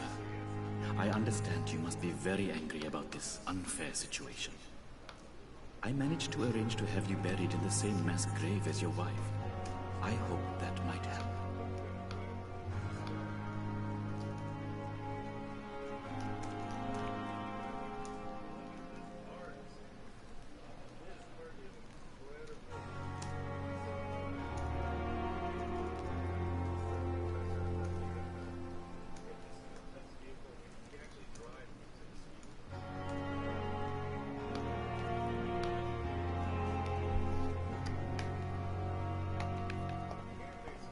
I'm sorry you It's locked.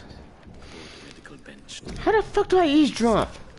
I understand you must be very angry about this unfair situation. I managed to arrange to have you buried in the same mass grave as your wife. I hope that might help.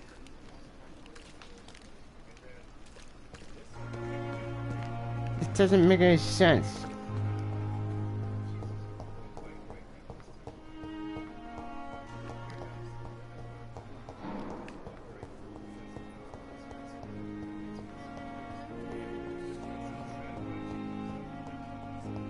Oh, wait a minute. Boy, a minute. My plain and cold medical bench, sir. I understand you must be very angry about this unfair situation.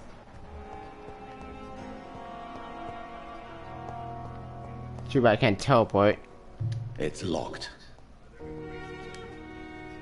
Good evening, Nurse Hawkins. Good evening, Dr. Reed.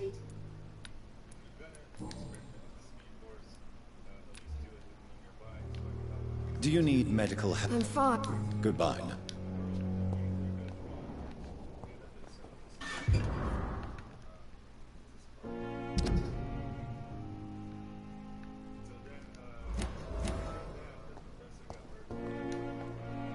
Good evening, Nurse Hawkins. Good evening.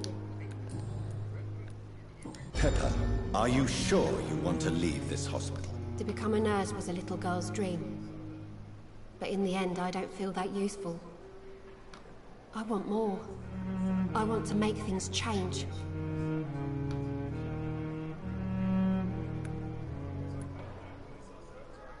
But you're doing something important here. For all the patients who need your help. We save lives, sure. Each time we send a cured patient home, it's a relief beyond words. But since the epidemic, I feel so powerless. What steps are you prepared to take to feel more useful? I don't know yet. My sister believes that the real fight is in the streets nowadays. Maybe she's right. Maybe this is what I must do. Your point of view. For Milton, any change means more comfort and more peace. I disagree. If you feel that saving lives is not useful enough, perhaps it means that you've lost faith. On the contrary, my faith has never been stronger. Maybe we are all just too proud to face up to the fact that science cannot compete with God.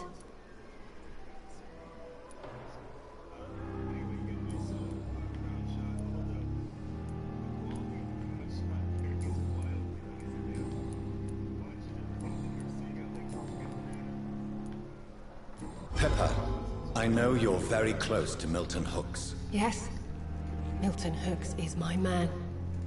If you want to report me for that, just feel free, Doctor. I have no intention of reporting you, Nurse Hawkins. But are you aware of the risks? The rules say I won't be allowed to work as a nurse anymore.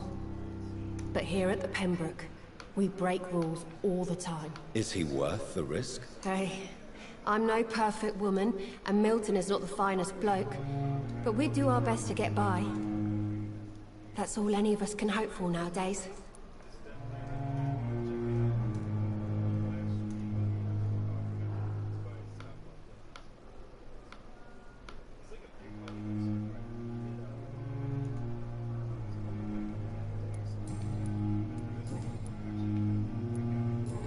Goodbye, Nurse Hawkins.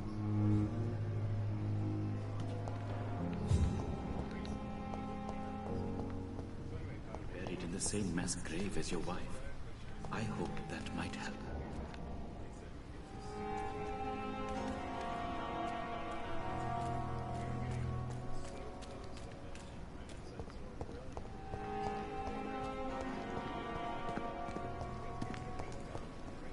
I cannot enter.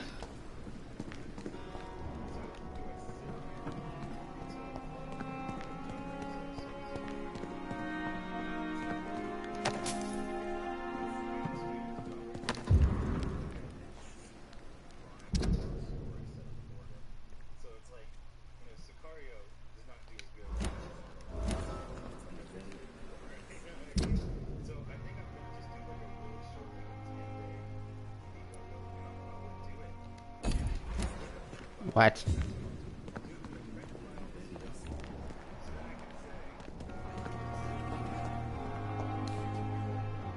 Good evening, Doctor. I believe we're going to be working together. Dr. Reed. Dr. Swansea informed us of your arrival, but I could not dare to believe we'd have such good fortune. Such an honor, sir. Thank you. And you are? I am Thoreau Strickland, Dr. Thoreau Strickland. I'm a great admirer of your work, Dr. Reed.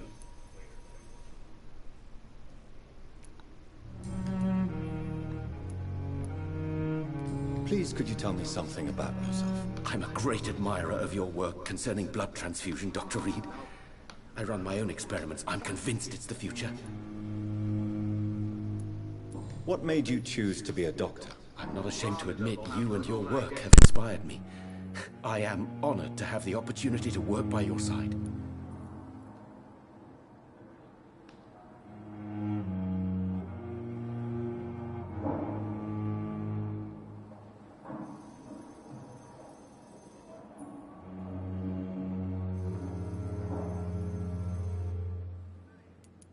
It's always a pleasure to share scientific and medical knowledge with someone eager to learn. I'll be glad to help you if I can. This epidemic may be the century's most terrible disaster, but I'm convinced that we, as doctors, are the only ones able to defeat it.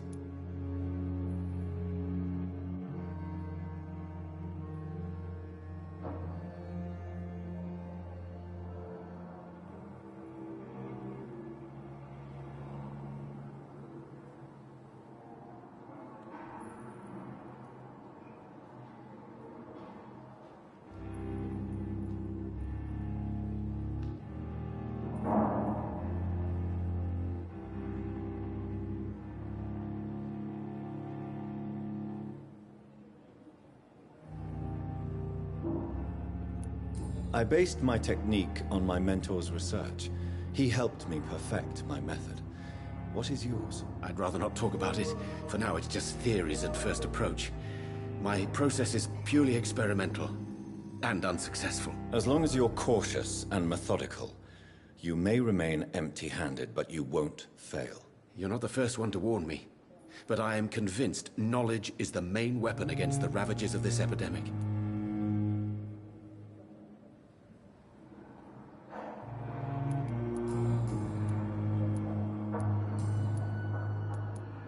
What can you Well, it has always been an honor to work with Dr. You seem quite optimistic. It's a rare and precious attitude in these difficult times. I'm convinced that this epidemic is a test of endurance and dedication for us men of science. Questions remain about our capacity to resolve the situation. True. Last summer, during the first wave of the epidemic, I used to joke with Milton about the extra work. We're not smiling now. Do you need help with anything in particular? Well, yes, maybe. I'm waiting for a batch of products I ordered for my personal research, yet my supplier seems to have vanished. Do you want me to play the errand boy for you? Oh no, Dr. Reed. But if you went personally to his shop, what with your reputation and all, he wouldn't dare to refuse the products I need. I see. Well, give me the address, for I may pass by if I have time.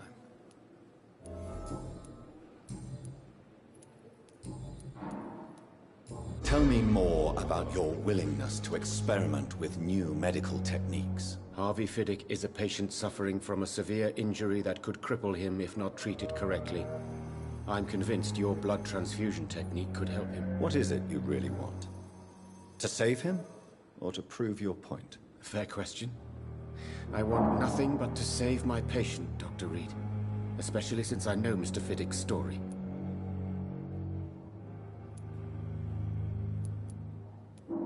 Tell me Mr. Fiddick's story. Our first diagnosis was compromised because Mr. Fiddick lied to us about the real origin of his injury. He first claimed it was an accident. But why would he hide such crucial information from us? Because he is a proud father, ashamed of putting his children at risk because of his own negligence. This personal involvement could also appear to be a lack of impartiality. You must know that a good surgeon must remain neutral. I agree. But that does not excuse Dr. Aykroyd's behavior. A man who did not even take time to converse with his patient. Do you think keeping his distance was a mistake? All I know is that I'm taking care of human beings with desires, hopes, and fears. Not some biological machine comprised of blood, bones, and flesh.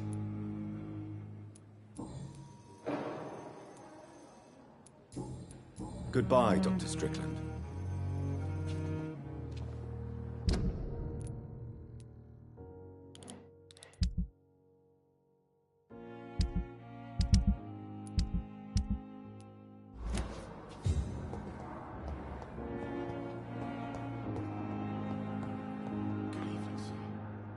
Good evening, sir. I don't know if a third opinion is needed. Your colleagues are already arguing about my condition. I see. Would you mind telling me more about your situation? I'm Harvey Fiddick. All I want is to get me bloody arm fixed properly. Tell me about your injury, Harvey. Why do you feel so guilty about it? My wife died because of me. And now I may lose everything because I've been careless enough to hurt myself. What an arsehole. How could your job be responsible for your wife's death? I was working a double. She went out to bring me a hot meal and got caught in a German bomb raid. You can't hold yourself responsible for your injury, Mr. Fiddick. Unless you tried to hurt yourself. Of course I didn't hurt myself. But I can't work until my arm is fixed. My children need to eat, Doctor. Tell me more about the death of your wife, Harvey. 1915. I was in the army. Building workshops for the Royal Flying Corps. Helen was happy I wasn't sent to the front. What happened? The Germans sent Zeppelins to bomb the construction site, but they missed their target. My wife was bringing my dinner when the bombs fell. I'm sorry for your loss. So many died during the bombings. I served in France and witnessed the carnage there. I would like to say that she didn't suffer. Truth is, I have no idea. I just know that I'm all that me kids have. Poor little bleeders.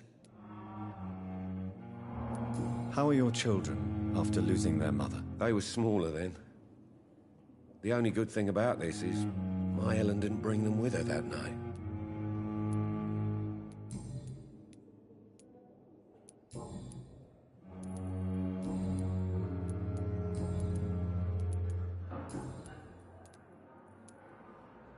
Tell me about the doc... Strickland and Aykroyd.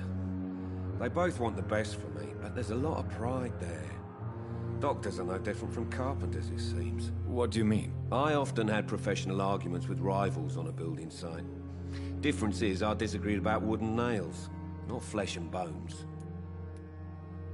Tell me about yourself. I'm just a regular guy waiting to get his arm fixed. I was more curious about what you were doing before being hospitalized. And a good one, too.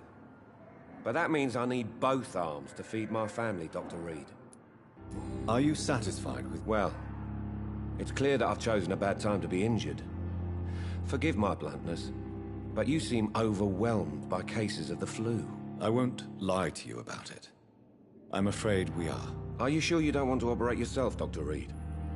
I have the feeling you're very capable. And your colleagues seem to think so too. In other circumstances, you would be right.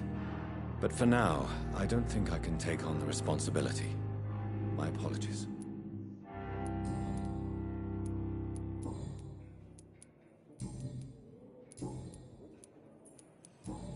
Goodbye for now, Mr. Fiddick. I'll see you later. You always knew the words to calm the children. As for me, what a blundering idiot.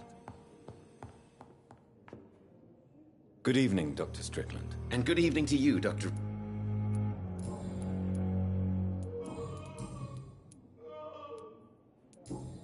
Goodbye.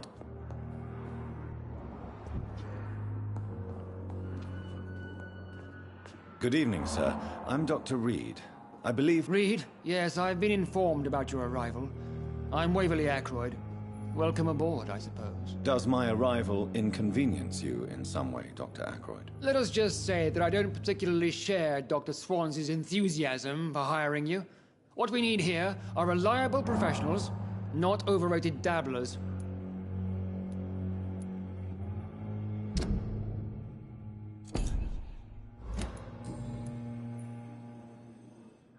It seems you have bad memories of your military service. I refuse to see this industrial slaughter as scientific progress.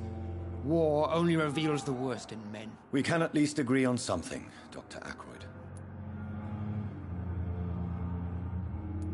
I don't know what you've heard about me, but I have already proved my value as a practitioner. I don't question your skills, Dr. Reed, but your motive.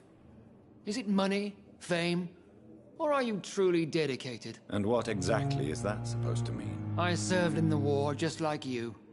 But unlike you, I did not use the wounded to play the modern sorcerer. Be careful what you insinuate, Dr. Aykroyd. I only want you to admit you used those men to improve your theories.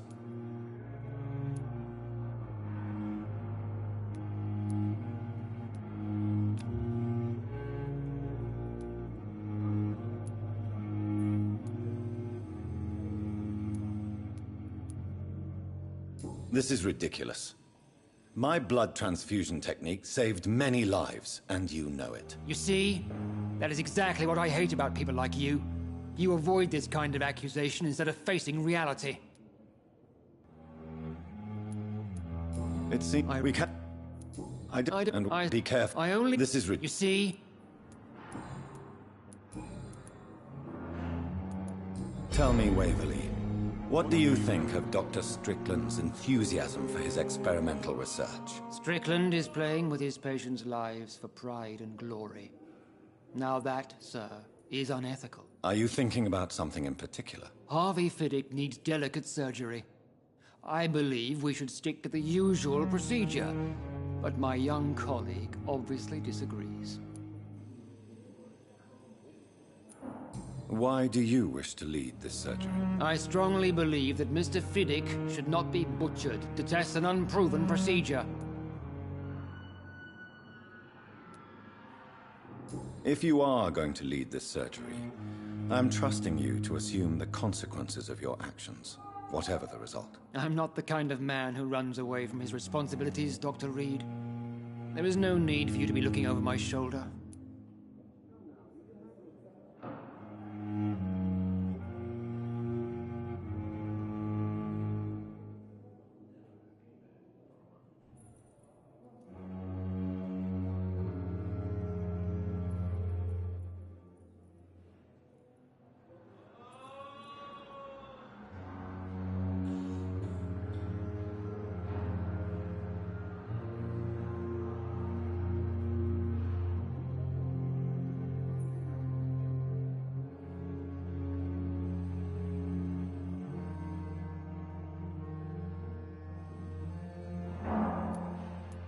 And are you not afraid that your rivalry with Strickland may be blinding you? Rivalry?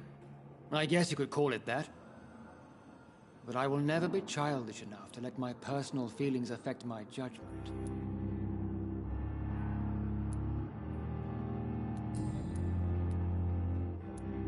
If you have a problem with me, Dr. Ackroyd, please feel free to tell me. Dr. Swansea has imposed your presence on this hospital without asking anyone's advice.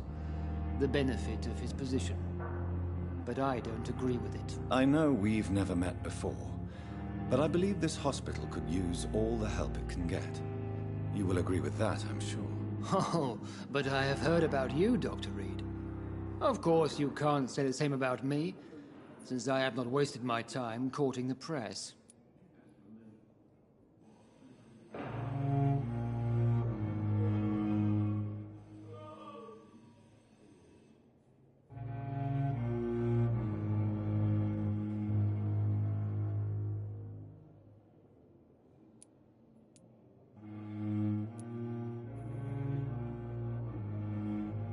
Aren't you too old for such jealousy? It really won't do you any good, you know. Don't be ridiculous, Dr. Reed. A simple glance is enough for me to know you have nothing for me to envy. Since you're careless, we're here. I don't modern. If you doctors, I know, aren't you? Don't be. Tell. Are you Harvey? I'm not.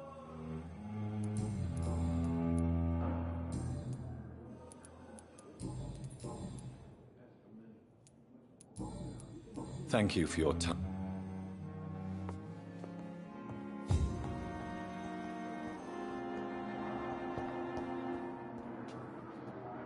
Good evening, Dr. Strickland. And good evening. Tell what if this do.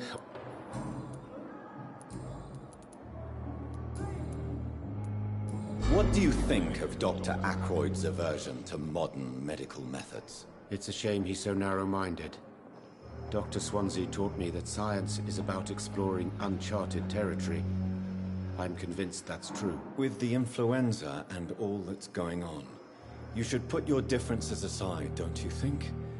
Why is it so difficult to work together? I believe that if Dr. Ackroyd had been the one to discover the transfusion process, he would be the first to recommend its use. So you believe it's just a question of jealousy and pride?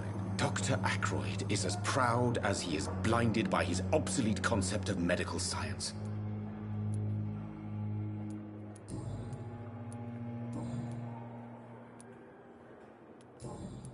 Goodbye, Doc.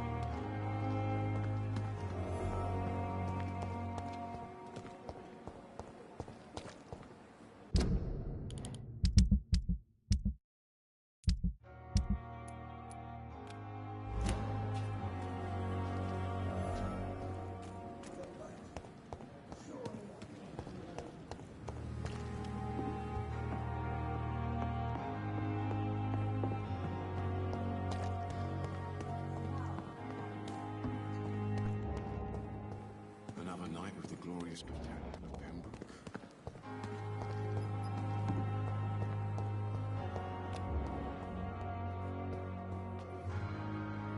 Good evening, Nurse Hawkins. Good evening, Doc. Goodbye, Nurse.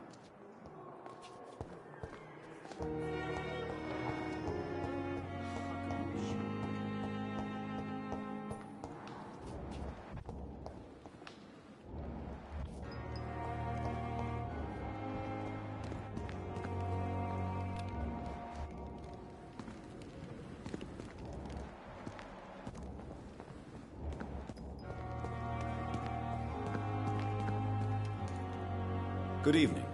I'm Dr. Reed. Always a pleasure to meet a colleague, sir. Especially when he was supposedly dead. A colleague? Are you a doctor, too? Not anymore, sir. I used to be Dr. Rakesh Chadana. Now, I'm just Mr. Chadana, pawnbroker and humble guardian of this morgue. What do you mean, you used to be a doctor? Was your license revoked? No, sir. It is just that I like to be precise. I run a little pawn shop while taking care of the dead.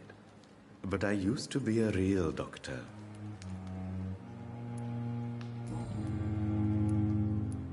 Are you afraid or uneasy being surrounded by so many corpses? Why should I? These bodies are empty vessels. Flesh left to decay. Poof. No soul anymore. All gone.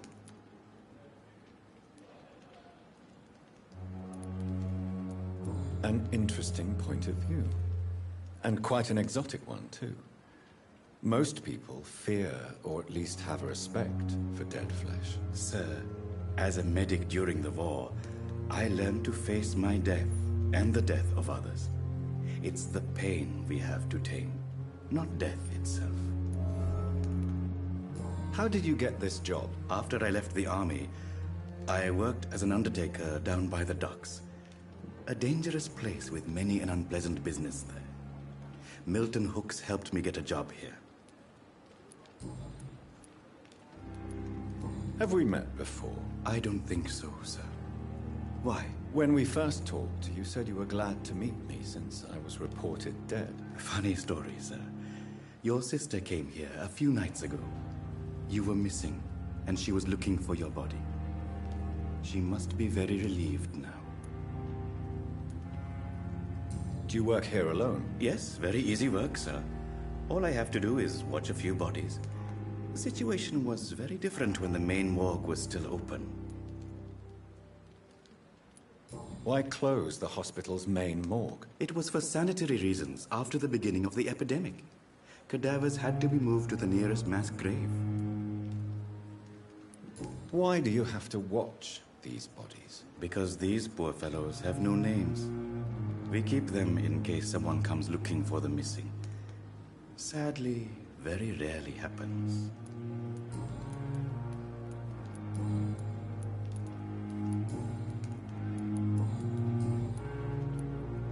A pawnbroker? Yes, sir. All kind of people. For I sell all kind of goods. What kind of? With the quarantine, it's not always easy to buy things. So I trade. I exchange. Some people sell, Some others buy. I like to help. Who comes here to trade with you? I'm very cautious, sir. I've been a doctor, remember? And all my clients are good people. In fact, I think I only know good people. Since you're not afraid of dying, do you believe in life after death, Rakesh? No. I believe we must do all the good we can while alive. For our time is short, and the obstacles are endless. Do you think you would enjoy immortality as a concept? I don't think so. Don't mistake me. I love life, and I'd like to live a long life. But everything has to decay, sir. Even goodwill. Do you really believe goodwill cannot last? As I said, sir, everything decays. If I was to never die, goodness, I would be bored or worse. And I like to be helpful, sir. Quite depressing, wouldn't you say? Yes, but the good news is we'll all die before losing our humanity, sir. So you're ready to die? No, I'm not. I don't fear death, for I won't see it.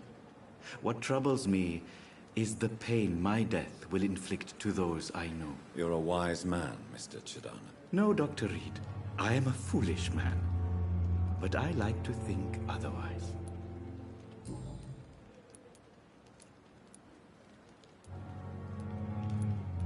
Since you're not a... No. Do you think you... I don't...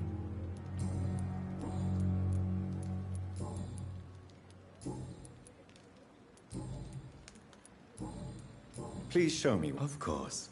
It's just...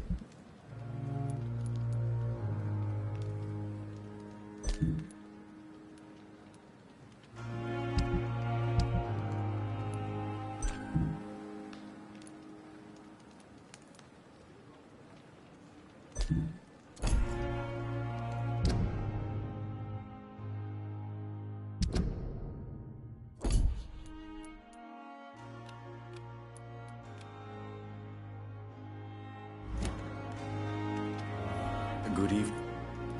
Please show... Of course. It's just...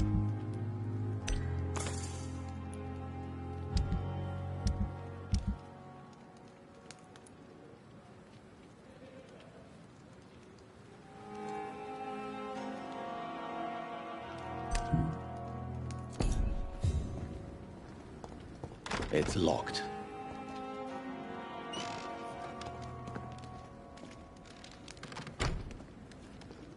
I'm sorry you ended up on my plain and cold medical bench, sir. I understand you must be... I cannot enter. I managed to arrange to have you buried in the same mass grave as your wife. It's locked, all right.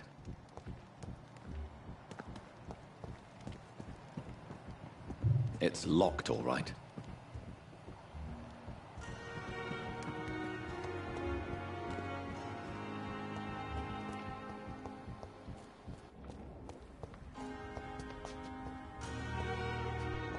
I'm sorry you ended up.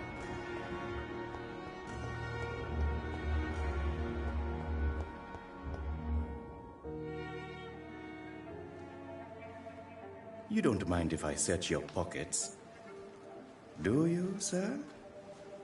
You won't need any of these anyway. I'm not stealing from you, mister. I'm only redistributing your belongings to people who need them more than you.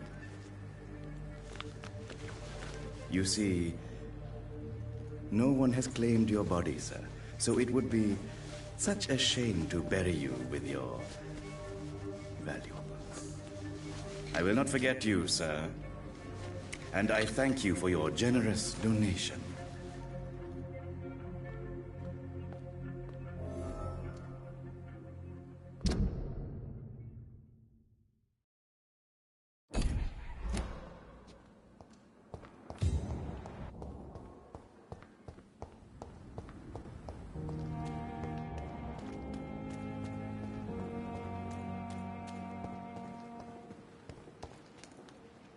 Good evening, Doctor.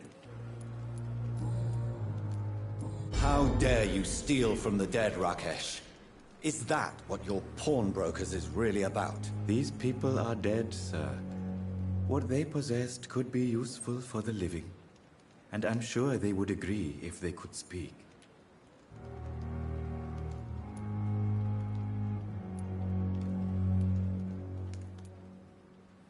Whatever your motives, you're making money by stealing from the dead. Dr. Swansea should be informed. No offense, sir, but Dr. Swansea is one of my customers. As I told you, I like to help people, and everybody needs help from time to time. How dare these people? What? No offense. Goodbye, Miss.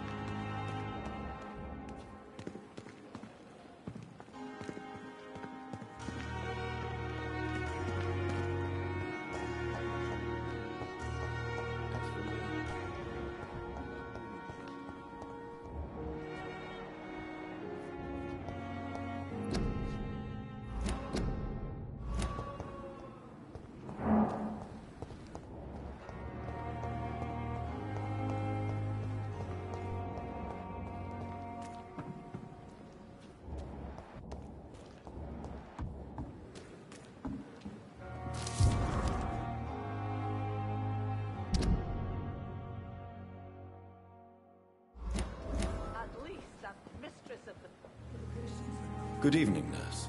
I'm Dr. Jonathan Reed, the new surgeon here at the Pembroke. Dr. Swansea has already told us about you, sir. Did he really? It's a good thing I wasn't hoping to keep a low profile. All members of staff have already read about your new blood transfusion technique. Dr. Swansea made sure of that. I see. Well, I'm a little surprised, but I suppose I'll just have to deal with this unexpected notoriety. You must know, blood transfusions are Dr. Swansea's primary subject of research. He is convinced it is the future.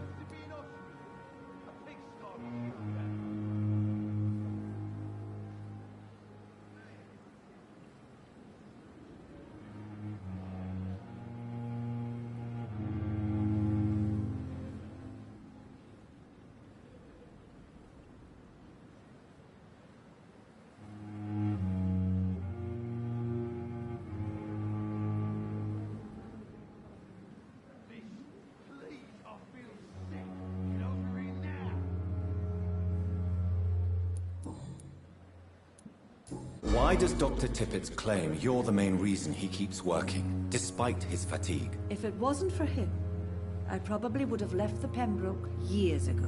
Dr. Tippett does not think of you as just a nurse anymore, does he? If you're suggesting he's not taking my gender into consideration when it comes to medical practice and knowledge, I really hope he doesn't.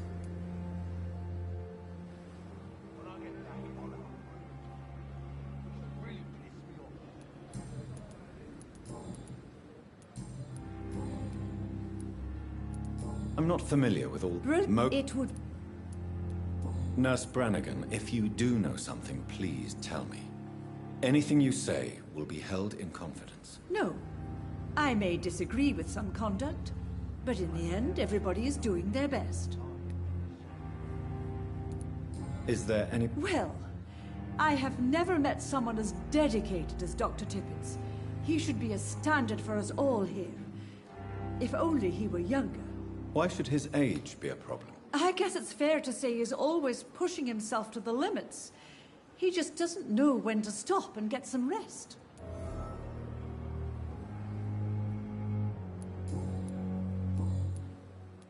Goodbye, nurse.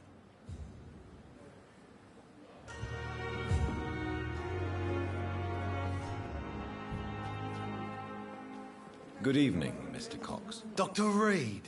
Still working at night, I see. I like that. And why is that? People who don't sleep at night always seem more alive to me. More interesting, one way or another.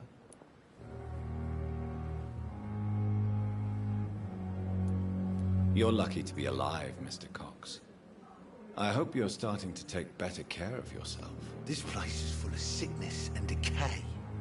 How could I get better in such a dump?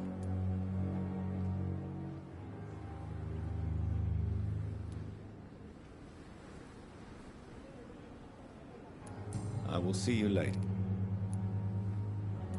I'll leave. Please, I feel sick. Get over here now.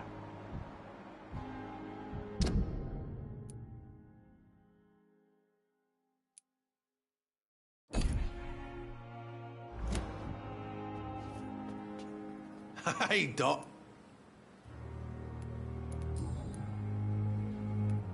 Do you ever think about that poor fellow I saw you push in the water? The wound he gave me will make sure I don't forget him. Still fucking hurts. Boss had cut me good.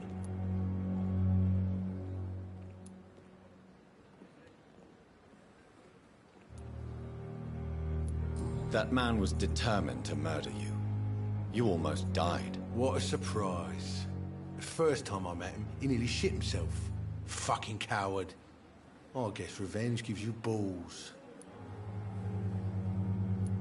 What did he want? Revenge? I recently had to kill his brother. Poor arsehole thought it would be easy to return the favour.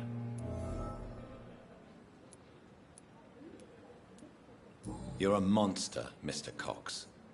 An ungrateful and disgusting man. I'm the toughest bastard you'll ever meet, Dr. Reed. And I don't give a fuck what you think of me.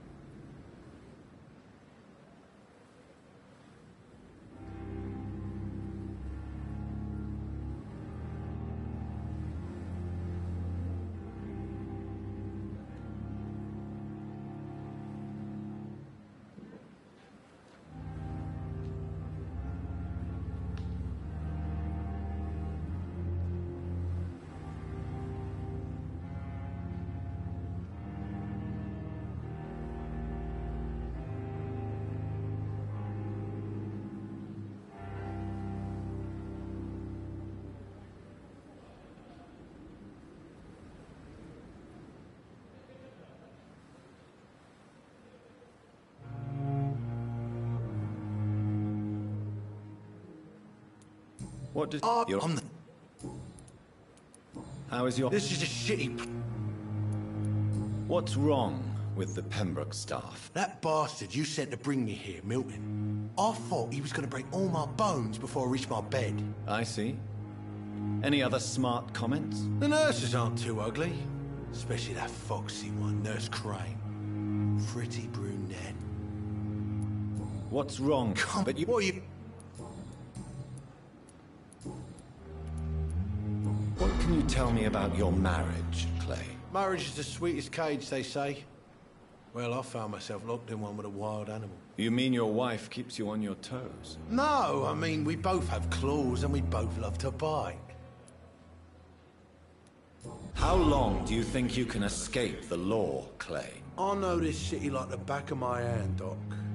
I know its streets, who to pay, who to avoid, and who to bully. I won't get caught.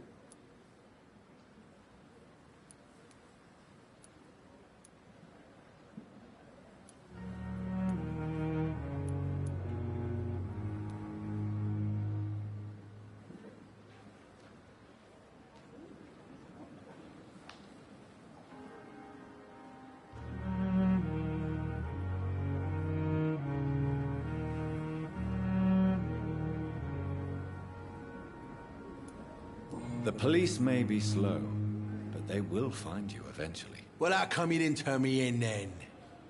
Nah, Doc, I figure you have something to hide so you can't ask the coppers for help. How long? I know this. The police may... Well, how come you didn't... Am I right to assume... I was so... Your wife... That knife is...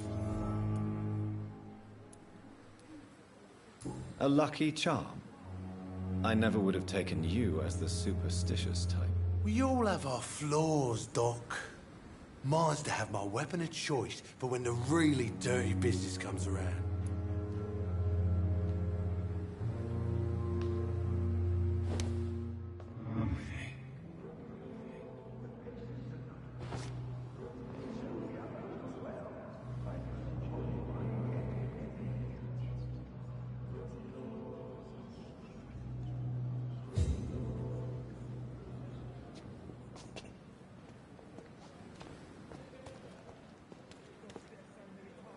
Hey, Doc. Am I right to... I was... Your... Do you want it back? I don't need it here, but if you'd be kind enough to bring it to me, I'd be really grateful. A grateful Clay Cox? I might just find your knife and bring it back to you to see that happen. I can give you directions, but I'd be surprised if you managed to find it. My hideout isn't meant to be found easily. I'll leave you for now, Mr. Cox.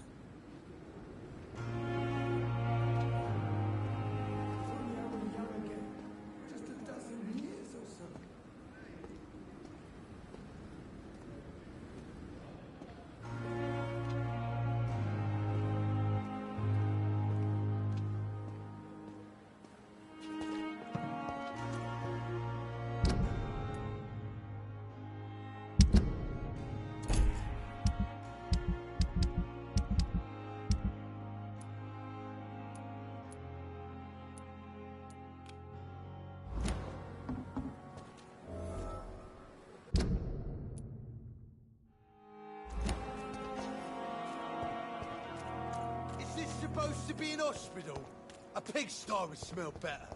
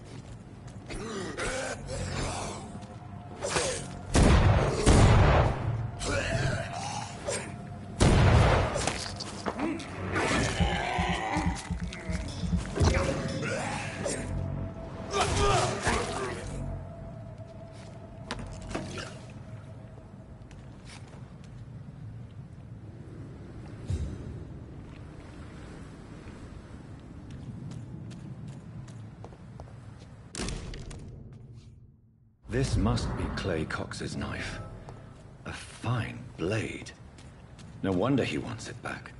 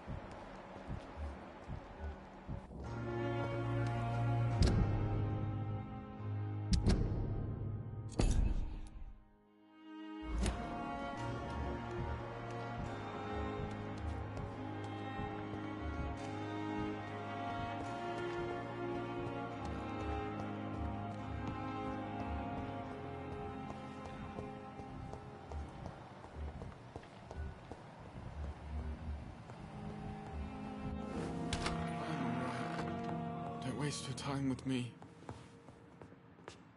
Good evening, madam. Can I help you? It's my son who needs you, sir. I'm Dr. Jonathan Reed. How can I help your son? I'm Beatrice Goswick, mother of Mortimer Goswick. Could you check on him, please, Dr. Reed? I've heard much of your talents as a physician.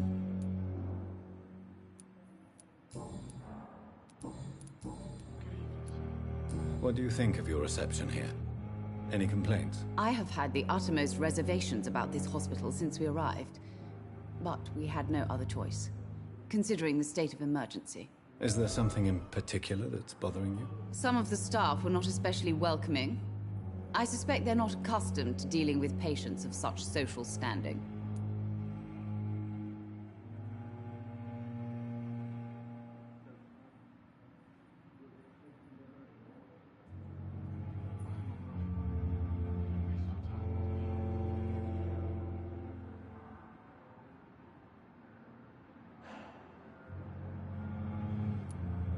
What can you tell me? Not much, just... May I... I'm a teacher by profession. I teach young women who are more ambitious about their futures than their families.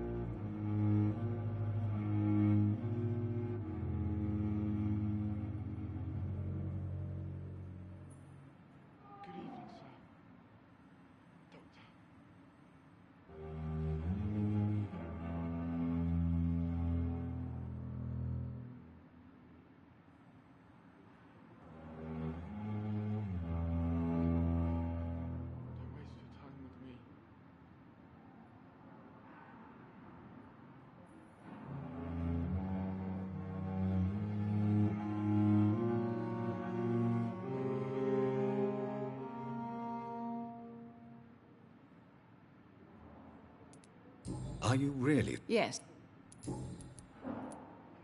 Tell me more about your arrival at the Pembroke Hospital. What gave you such a bad first impression? The ambulance driver was quite rude, for a start. And that nurse, Miss Hawkins, seems to have... What do you mean? She managed to secure a bed for my son despite the epidemic. It was a relief, but it wasn't cheap. She charged you for a bed? Yes, and I paid without question, considering the urgency of the situation. I share your concern, Mrs. Goswick. Be sure that I'll talk to the people involved. I don't expect compensation, Dr. Reed. But I'm aware such behavior would not be tolerated in other hospitals.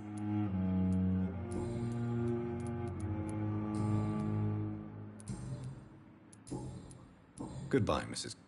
I'm all right. Don't waste your time. So many deaths. Good evening. No. Really? Why are you here, then? I don't want to talk. My throat hurts too much. I suppose that this pain is the reason you're here. Is someone taking care of you? Yes. And no. Could you at least tell me your name, sir? Mortimer. Mortimer Goswick. Tell me about yourself, Mr. Goswick. I don't want to talk, Doctor.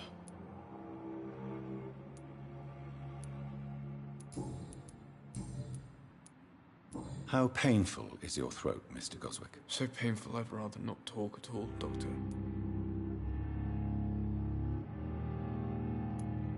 I'm sure you realize a doctor and his patient have to communicate, sir. Would it help if I gave you some paper and a pen? Not really. I see. Then maybe it's not just your throat that hurts, Mr. Goswick. Perhaps your sore throat is just the consequence of something more hurtful. Yes, maybe. But I don't want to talk or even write about it now. Why did your mother have you hospitalized here? She seems convinced this is a bad hospital. My mother just wants the best for me. She won't rest while I'm here. She'd go all the way to hell and back to help me. Is your mother bothering you? That's tempting, Doctor. But you have no idea what my mother is capable of. She would tie herself to my bed if you asked her to leave. Pembroke Hospital may look unorthodox, but rest assured you're in good hands here. It's not me you have to convince, Dr. Reed. It's my mother. How So painful I'd rather not talk at all, Doctor. I'll let you get some... I'm all right. Don't waste your time with me. And still more coming. How can we be sure we're making a difference? I will not let you down.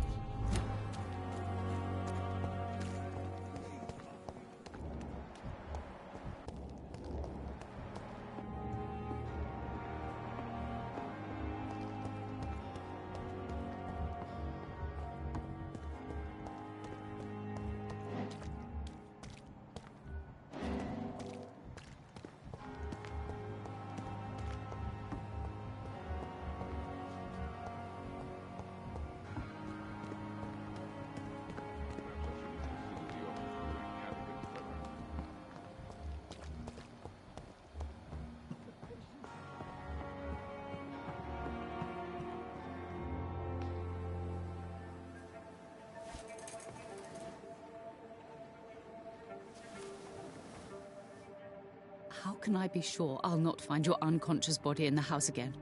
I promise you, you'll not find my unconscious body. For God's sake, how can you say such a thing? How can you refuse to listen?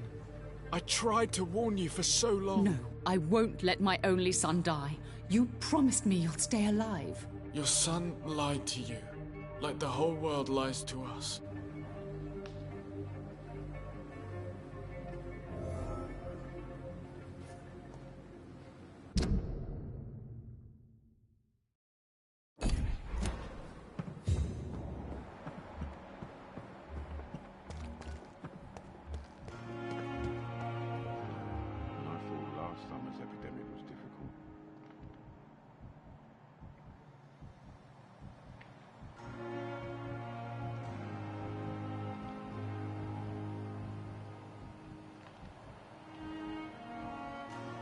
another night with the glorious battalion of Pembroke.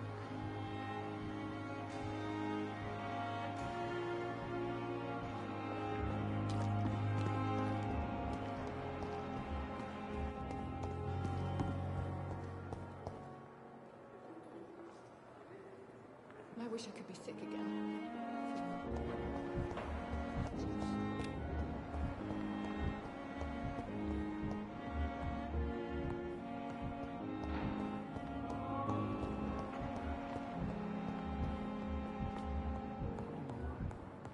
Don't waste your time with me. Good evening, Mr. I'm okay. Admit it, Mortimer. Your mother had you hospitalized here because you tried to kill yourself. Yes, it's true. All right, then. This is the first time we've really shared information about your case. Shall we call this progress? Call it what you want, Dr. Reed.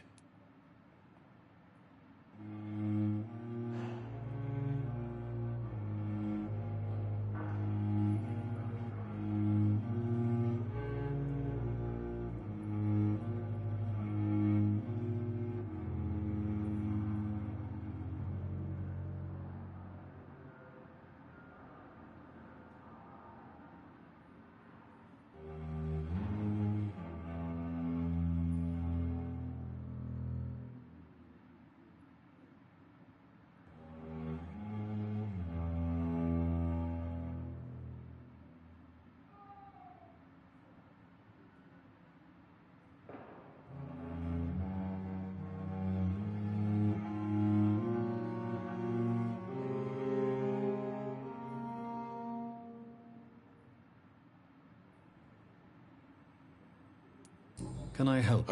I see. Yes.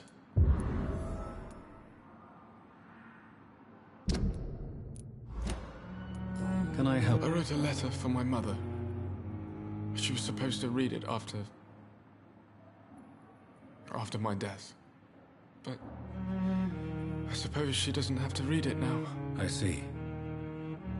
And is this letter still near the place where you tried to take your own life? Yes. And I don't want anyone reading my last words. I mean, I'm still here. If you bring me back that letter, then perhaps we'll talk. You can trust me. I won't report you to the authorities. My one and only concern is your health. I guess I should thank you then. I have... I'm all right. Don't waste your time with me.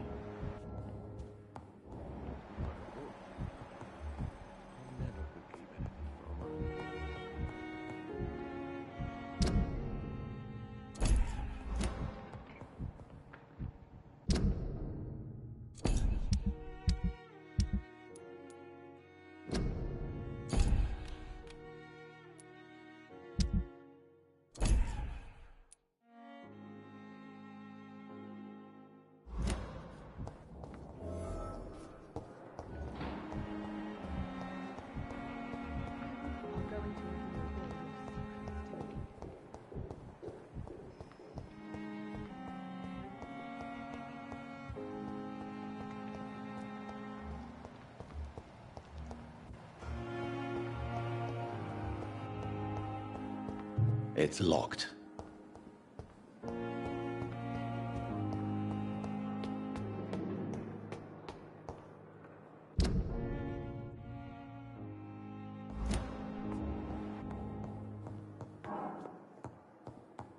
It's locked, all right.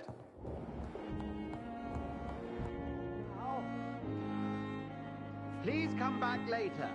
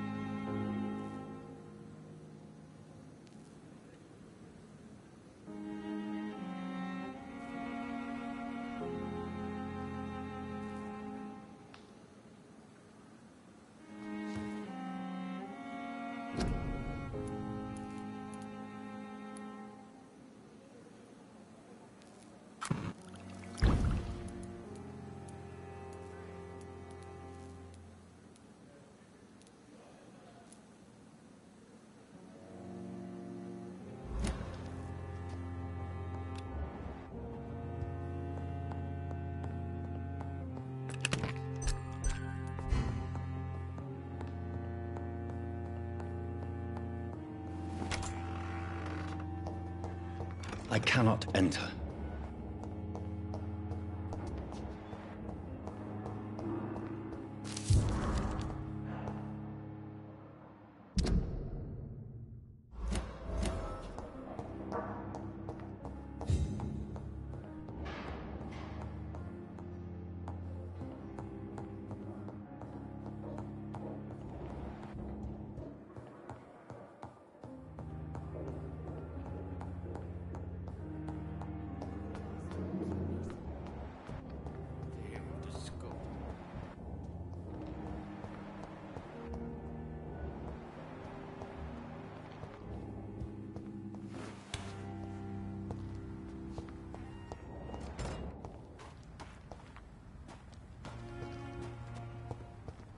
It's locked.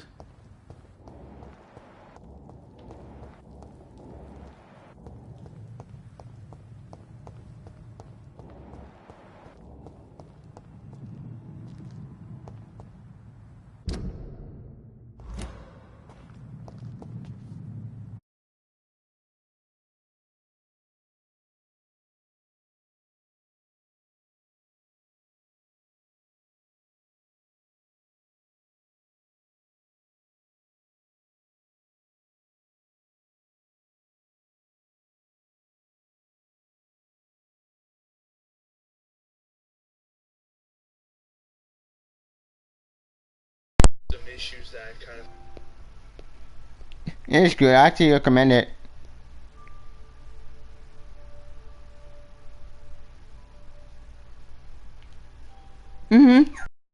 Yeah. It is a world game. There are a ton of side quests. It's not an open world game per se, but if you're a fan of RPG, if you're a fan of, you know, supernatural vampire stuff, I think that you'll like this game. No, where the hell is that owner? It's locked, all right.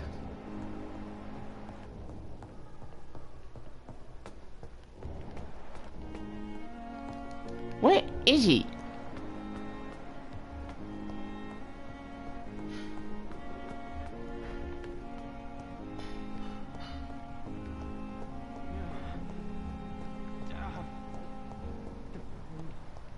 It's locked.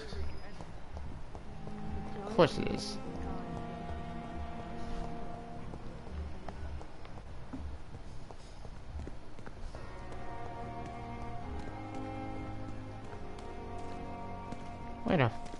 Where the hell is he? There he is. Hey, Doc. I have found a gift from your wife. In that case, you'll be properly rewarded, Doc. Clay Cox is a man of his word. I hope that won't make me an accomplice to your future crimes. Who knows what I might do now I feel invincible again. You're lucky to be alive, Mr. This place. Damn it! I need that medicine. I will see. I'll...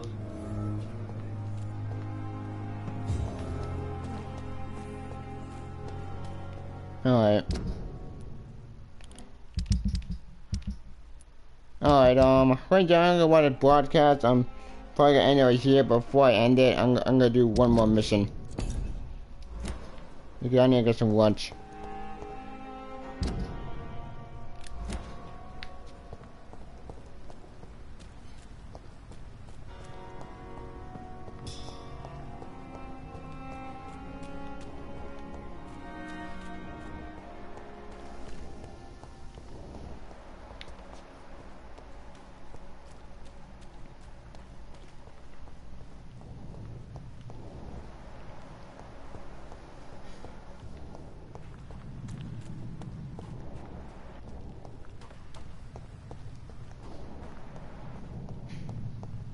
I cannot enter.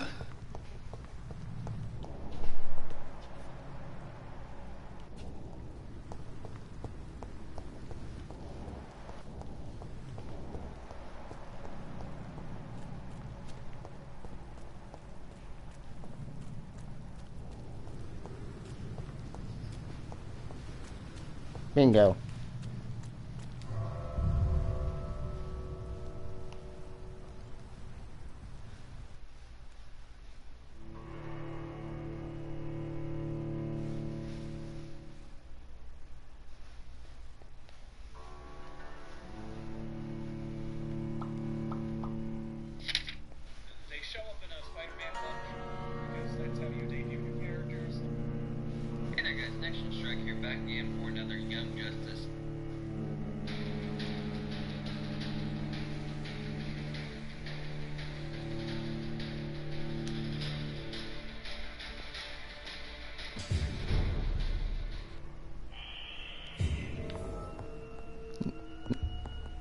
Find some fear, tartan, find some requirement, find sodium hypocrit.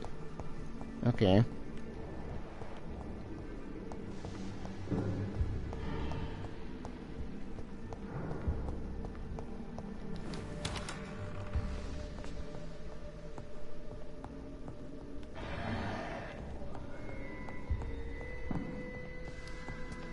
The hell? It's locked. Of course it's locked. Uh-oh. Crap. Gotcha.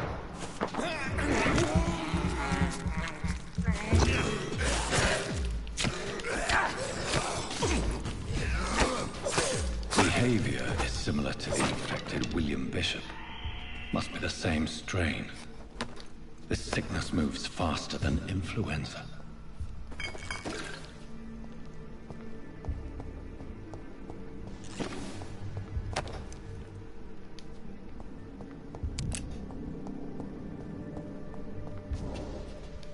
I hate. Okay, the vampire acting more. I cannot enter. I'm in the frenzy.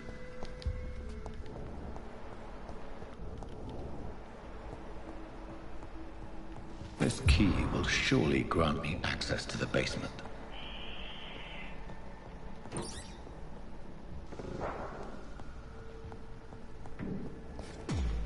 Uh-oh.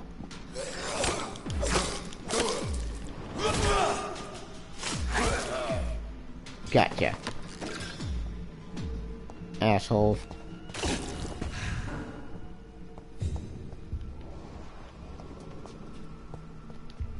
Balls of Mars. Fortifiers. As popular as they are ineffective. But they do contain iron tartrate, and that might prove itself useful. Yep.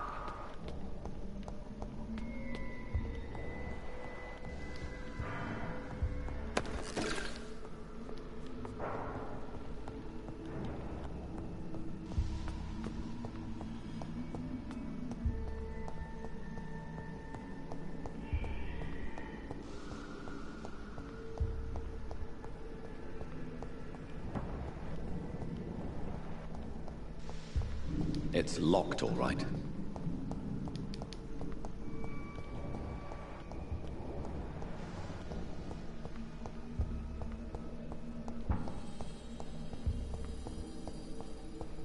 It's locked.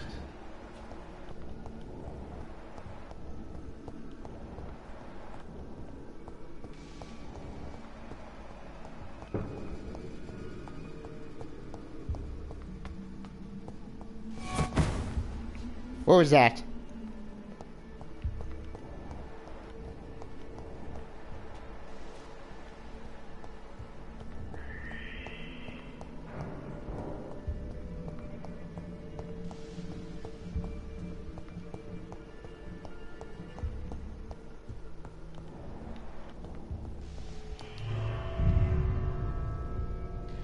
Oh no, I don't want to leave.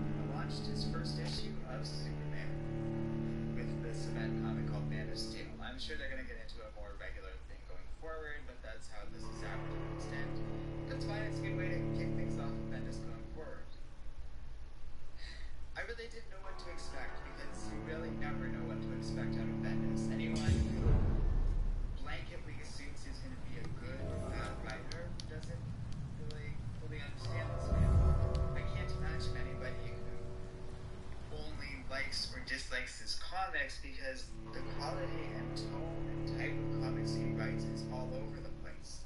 You just haven't read enough of his work then, because there's no universal statement that can be applied to it. He does rely heavily on dialogue, but I've read silent issues written by the guy that are amazing, and others that feature very minimal dialogue that are excellent too. I've read dialogue-heavy comics written by the guy that are honestly excellent as well. And even if you don't fully appreciate his style, he often writes against his own typical style. So there's no way about it. You don't know what you're going to get out of Bendis comic until you get it. He's too big and prolific a writer for anything else to be true. That's why I've been short on making broad predictions about this going forward, even when we got a little taste of it in Action Comics number 1000. I wasn't the biggest fan of that taste.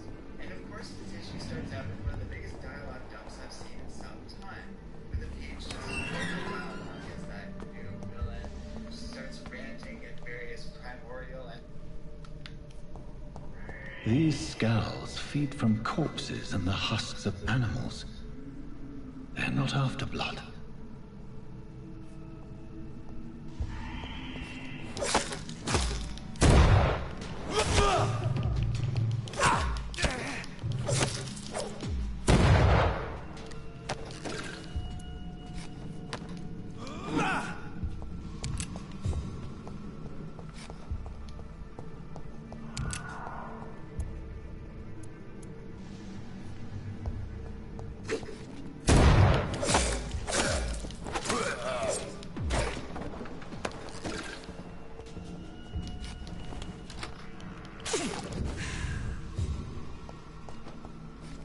Uh-oh.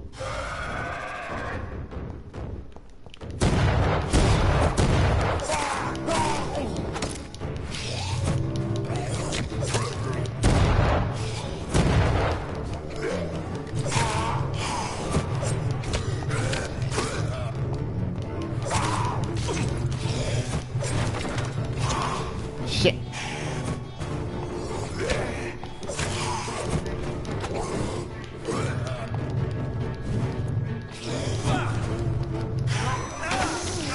Damn it!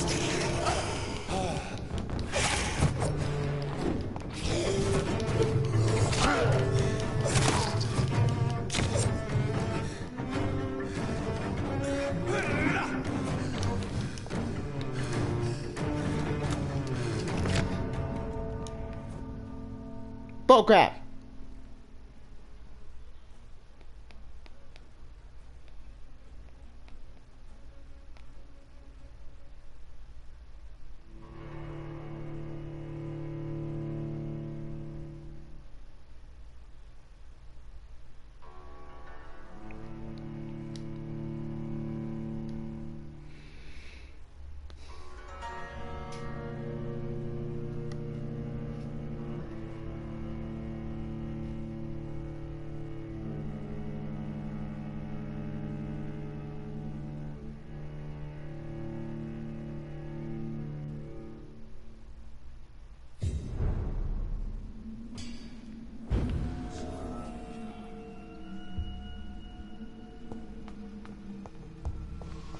I'm alive.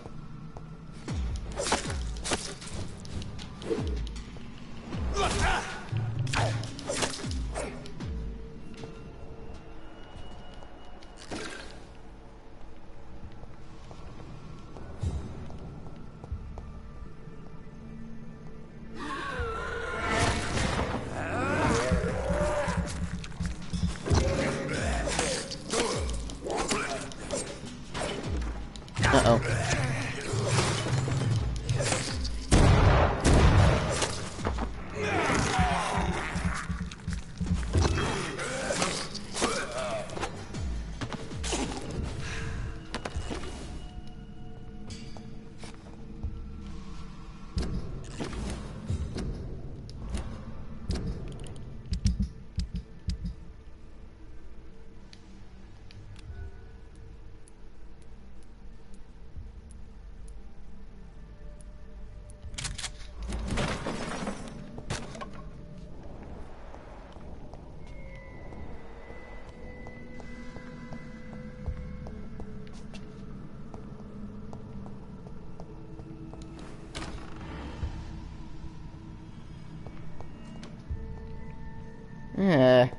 It's locked, all right.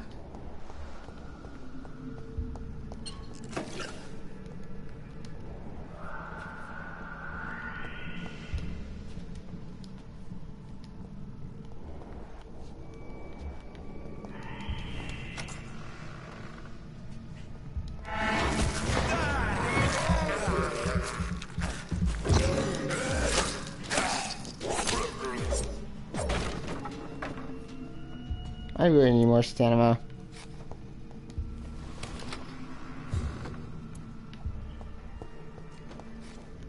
Uh-oh.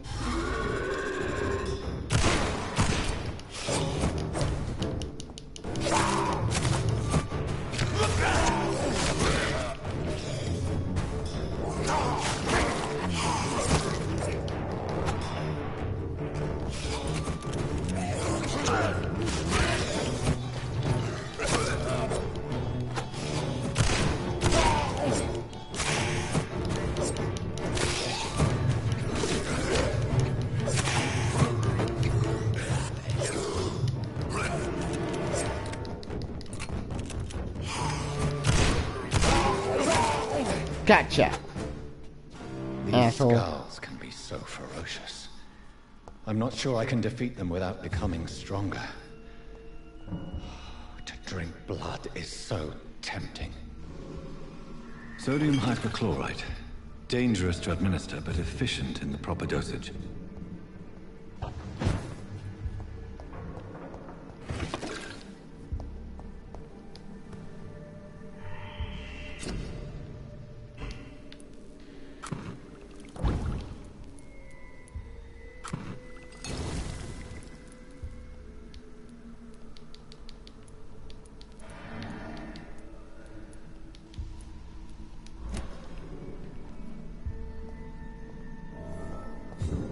Next step.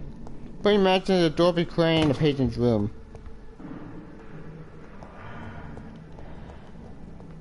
Okay, I really need some lunch. I'm starving.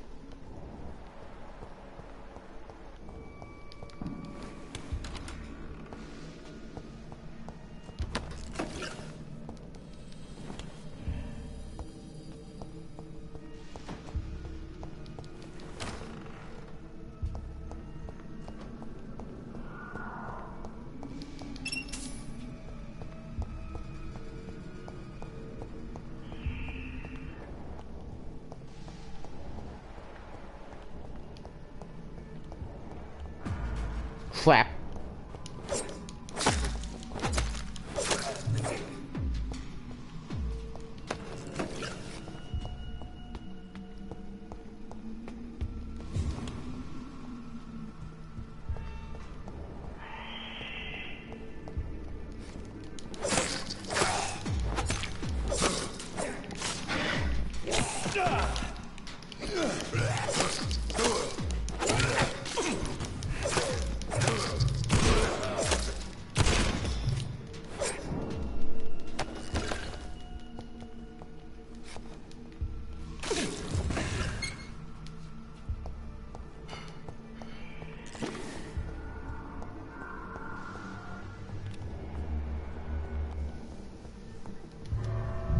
I have time for this.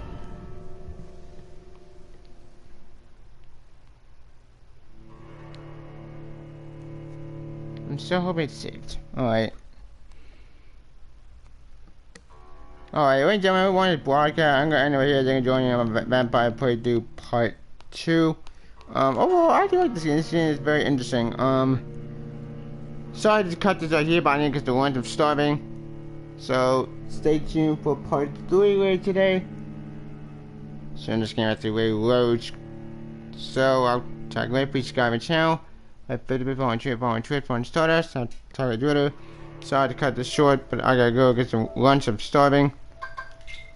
So, I'll talk to you later. Please subscribe to my channel.